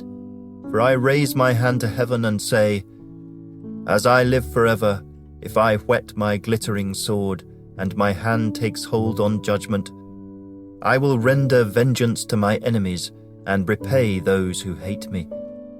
I will make my arrows drunk with blood, and my sword shall devour flesh, with the blood of the slain and the captives, from the heads of the leaders of the enemy. Rejoice, O Gentiles, with his people, for he will avenge the blood of his servants, and render vengeance to his adversaries. He will provide atonement for his land and his people. So Moses came with Joshua the son of Nun, and spoke all the words of this song in the hearing of the people. Moses finished speaking all these words to all Israel, and he said to them, Set your hearts on all the words which I testify among you today, which you shall command your children to be careful to observe, all the words of this law. For it is not a futile thing for you, because it is your life, and by this word you shall prolong your days in the land which you cross over the Jordan to possess. Then the Lord spoke to Moses that very same day, saying, Go up this mountain of the Abarim, Mount Nebo, which is in the land of Moab, across from Jericho. View the land of Canaan, which I give to the children of Israel as a possession, and die on the mountain which you ascend, and be gathered to your people, just as Aaron your brother died on Mount Hor and was gathered to his people. Because you trespassed against me among the children of Israel at the waters of Meribah Kadesh, in the wilderness of Zin, because you did not hallow me in the midst of the children of Israel. Yet you shall see the land before you, though you shall not go there, into the land which I am giving to the children of Israel. Chapter 33. Now this is the blessing with which Moses, the man of God, blessed the children of Israel before his death. And he said, The Lord came from Sinai, and dawned on them from Seir. He shone forth from Mount Paran, and he came with 10,000s of saints. From his right hand came a fiery law for them. Yes, he loves the people. All his saints are in your hand. They sit down at your feet. Everyone receives your words. Moses commanded a law for us, a heritage of the congregation of Jacob. And he was king in Jeshurun, when the leaders of the people were gathered, all the tribes of Israel together. Let Reuben live and not die, nor let his men be few. And this he said of Judah. Hear, Lord, the voice of Judah, and bring him to his people. Let his hands be sufficient for him, and may you be a help against his enemies. And of Levi he said, Let your Thummim and your Urim be with your Holy One, whom you tested at Massah, and with whom you contended at the waters of Meribah. who says of his father and mother, I have not seen them. Nor did he acknowledge his brothers, or know his own children. For they have observed your word and kept your covenant. They shall teach Jacob your judgments, and Israel your law. They shall put incense before you, and a whole burnt sacrifice on your altar. Bless his substance, Lord, and accept the work of his hands. Strike the loins of those who rise against him, and of those who hate him, that they rise not again. Of Benjamin he said, The beloved of the Lord shall dwell in safety by him, who shelters him all the day long, and he shall dwell between his shoulders. And of Joseph he said, Blessed of the Lord is his land, with the precious things of heaven, with the dew and the deep lying beneath, with the precious fruits of the sun, with the precious produce of the months, with the best things of the ancient mountains, with the precious things of the everlasting hills, with the precious things of the earth and its fullness, and the favor of him who dwelt in the bush. Let the blessing come on the head of Joseph, and on the crown of the head of him who was separate from his brothers. His glory is like a firstborn bull, and his horns like the horns of the wild ox. Together with them he shall push the peoples to the ends of the earth. They are the 10,000s of Ephraim, and they are the thousands of Manasseh. And of Zebulun he said, Rejoice, Zebulun, in your going out, and Issachar in your tents. They shall call the peoples to the mountain. There they shall offer sacrifices of righteousness, for they shall partake of the abundance of the seas, and of treasures hidden in the sand. And of Gad he said, Blessed is he who enlarges Gad. He dwells as a lion, and tears the arm and the crown of his head. He provided the first part for himself, because a lawgiver's portion was reserved there. He came with the heads of the people. He administered the justice of the Lord, and his judgments with Israel. And of Dan he said, Dan is a lion's whelp. He shall leap from Bashan. And of Naphtali he said, O Naphtali, satisfied with favor, and full of the blessing of the Lord, possess the west and the south. And of Asher he said, Asher is most blessed of sons. Let him be favored by his brothers, and let him dip his foot in oil. Your sandals shall be iron and bronze. As your days, so shall your strength be. There is no one like the God of Jeshurun, who rides the heavens to help you, and in his excellency on the clouds. The eternal God is your refuge, and underneath are the everlasting arms. He will thrust out the enemy from before you, and will say, Destroy. Then Israel shall dwell in safety, the fountain of Jacob alone, in a land of grain and new wine. His heavens shall also drop dew. Happy are you, O Israel. Who is like you, a people saved by the Lord, the shield of your help and the sword of your majesty? Your enemies shall submit to you, and you shall tread down their high places. Chapter 34. Then Moses went up from the plains of Moab to Mount Nebo, to the top of Pisgah, which is across from Jericho. And the Lord showed him all the land of Gilead as far as Dan, all Naphtali and the land of Ephraim and Manasseh, all the land of Judah as far as the western sea, the south and the plain of the valley of Jericho, the city of palm trees as far as Zoar. Then the Lord said to him, This is the land of which I swore to give Abraham, Isaac, and Jacob, saying, I will give it to your descendants. I have caused you to see it with your eyes, but you shall not cross over there. So Moses, the servant of the Lord, died there in the land of Moab, according to the word of the Lord. And he buried him in a valley in the land of Moab, opposite Beth Peor. but no one knows his grave to this day. Moses was 120 years old when he died. His eyes were not dim, nor his natural vigor diminished. And the children of Israel wept for Moses in the plains of Moab 30 days. So the days of weeping and mourning for Moses ended. Now Joshua the son of Nun was full of the spirit of wisdom, for Moses had laid his hands on him. So the children of Israel heeded him, and did as the Lord had commanded Moses. But since then there has not arisen in Israel a prophet like Moses, whom the Lord knew face to face, in all the signs and wonders which the Lord sent him to do in the land of Egypt, before Pharaoh, before all his servants, and in all his land, and by all that mighty power and all the great terror which Moses performed in the sight of all Israel.